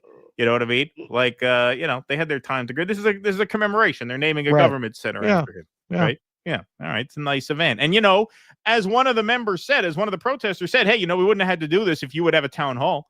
We do this at your town hall. Exactly. Yeah. If you would make yourself available to your constituents, we wouldn't have to crash John Zerlo's memorial naming ceremony, right? But she's hiding. Stefanik stepped up to address the crowd twice. Both times, the protesters booed her. There you go. Wow. Now, Stefanik, judging by this, looks like the district might be a little more competitive than Trump thought, which is his rationale for, of course, pulling her from the UN ambassadorship. But she is planning to challenge Kathy Hochul for the governorship of New York. So this was a few months back. Representative Elise Stefanik says she will run for governor. No timetable for announcement. I used to say Andrew Cuomo was the worst governor of America, and I never thought anybody could top it, Stefanik told the crowd. Kathy Hochul makes the impossible possible. She's even worse than her predecessor, and that is saying a lot. Stefanik then went on to say it is not a question of if she's running for governor, but it's a question of when she makes the announcement, and latest polls have her trailing by a significant amount, less than a couple months back. She has chipped into her lead a bit, but Hochul we thought was kind of vulnerable in 2022 when it figured to be a red wave, and she barely beat Zeldin. She beat Zeldin by like 5 points because Hochul's ascendancy to the governorship was kind of unorthodox. She was put in when Cuomo had to resign in disgrace. Cuomo so she was grabbed him by the pussy. Exactly. So she was kind of untested, and in a red wave year, she looked kind of vulnerable. In what's shaping up to be probably a blue wave year, it doesn't look like Stefanik has the juice to overcome Hochul. But you're seeing a lot of Republicans in Congress talking about running for governor of their state, which is, of course, an indication that they're nervous about their reelection prospects. So however this shakes out, if she ends up vacating that seat and running for governor, or if she decides to run for another term in Congress, it's kind of exciting for me since I live driving distance to that district. So I'll be able to cover that race, which will be one of the more high profile races, especially if she stays in. Since she was really, she was given that UN ambassadorship, that is really an indication that she was, one of the rising stars within the MAGA wing of the party. So it'll be interesting to see how that race shapes up. But, part of what is going to give the Republicans major problems, and, we've talked about this a lot on the show, these Medicaid cuts, those rural hospitals being on the chopping block, that makes a huge difference to people, whatever their political ideology is. It makes a huge difference. When you fuck with people's access to medicine and healthcare like that, you almost always pay a big price for it. And the fact that she was met with that reception there is an indication that there's a lot of discontent, particularly in red rural America. There's another pattern that we're seeing. We saw the guy in the middle of Nebraska get shouted down the other day. Wisconsin get shouted down. You're seeing a lot of people in pretty red rural districts, having problems with their base because these cuts to healthcare are going to affect rural communities in a disproportionate way. Yeah, Stefanik for New York State is as fruity as Carrie Lake was for Arizona. Like, Right, she's yeah. that far off the mainstream of New York State. Whatever problems people have with Kathy Hochul, Stefanik is a non-starter. And particularly, I think if you look at what happened with Mamdani, if the anti-Zionism was that strong in New York City that he didn't just win that primary, he crushed in that primary, and all polling indicates he's going to crush in the general. Even if they consolidated, he would still beat Cuomo. When you go statewide as a referendum on Zionism, forget about it, because New York would be the only place that could possibly prop somebody up with those politics. New York City, I mean, yeah, she'll be destroyed in any general election. She's too crazy, and I do think that that's going to play out across the country. I think having that position is going to be a real liability in the upcoming elections, particularly for people who have made that part and parcel of their brand, like her. Absolutely. Yeah. And in fact, what validates what you said there is that Richie Torres at the beginning of the year was talking very loudly about primarying Hochul and running for governor against her. And I was one of my predictions for 2025 that I know now will not come true. So that's one that I got wrong. I predicted he would because it was looking like it was a sure thing that he would. But he actually said, in keeping with what you just said, he said, if Mamdani wins the mayoral primary, then I won't run for governor, which tells you something, because what he's saying there is, okay, if support for Israel is that toxic in New York City, then I can't possibly win a statewide race based on it. So there's no way I could beat her. And so that is an indication. Yes. The Mamdani win definitely signaled what the landscape is, both citywide, and then you can glean from that statewide, the degree to which it would be a liability. Yeah, it would. I think it would. All right. Xander Vorkov, thanks for the $5, says, you guys missed Peter Thiel's quote on the surveillance aid program. You defer to Israel. That's right. Good one. Xander Vorkov. You guys are the new Abbott and Costello, says Mark Pugliese. Thank you very much. Appreciate that. I was a big fan when I was a kid. Yeah, Abbott and Costello, they were great. China Shill says, use promo code MorningWood for 20% off your first order of Blue Chew. That's Joe Scarborough doing Blue Chew reads. Thank you, China Shill. Good one. When I think of NBC, I think of NVIDIA. Get the fuck out, morning blow. Yeah, exactly. $1 Million Trooper. The proof that MS Now is a massive downgrade for brainwash Madawites like my dad will be when CNBC remains CNBC. Yeah, exactly. They won't lose the branding. Kit's Corner says MSNBC is so outdated and irrelevant they should just be called Zune News. Joke being Microsoft's failed iPod attempt. Interesting. I don't even remember that. I don't even remember the Zune. EO Shush says if you change your name to Do Now and add things to title like Trump's tax bill Do Now. Yeah, there we go. That will increase clicks when people get the notifications on their phones. Yes, Do Now. That should be our new name. Bronx Comrade. Thanks, DD, helping get our minds right. 2 regular guys know more than the fakes on cable. Thank you for that, Bronx Comrade. Appreciate that. Fallen Birdman says, thanks for the $5. Was introduced to your show on Jimmy. Rarely get to watch live, but I listen to every episode. Thanks for the nuance, boys. Oh, thank you, Fallen Birdman. Appreciate that very much. All right, folks. That is our show. We appreciate you all being here this afternoon. Once again, we will be back at a special time tomorrow night at 8 p.m. And then the Misty Winston show will be Thursday night this week. We're doing that because Thursday is a travel day for me, a pre-travel day for Russ. A lot to pull together in these next couple days because we are going to St. Louis at the end of the week. So please do tune in tomorrow night, 8 p.m. Eastern, and then Misty will be live on Thursday. And then past that, we will have plenty of updates from the road in St. Louis. So thank you all very much for being here this afternoon. Thanks to the mods in the chat for keeping the peace. Thanks to the YouTubers and the Rumblers. hit that subscribe button on the way out. If you're on YouTube, smash that follow button. If you're on Rumble, and smash the like button wherever you are. And we'll see you all for a special Wednesday night show tomorrow at 8 p.m. Eastern. Until then, thanks again. Be safe and be well. Courage! Please clap.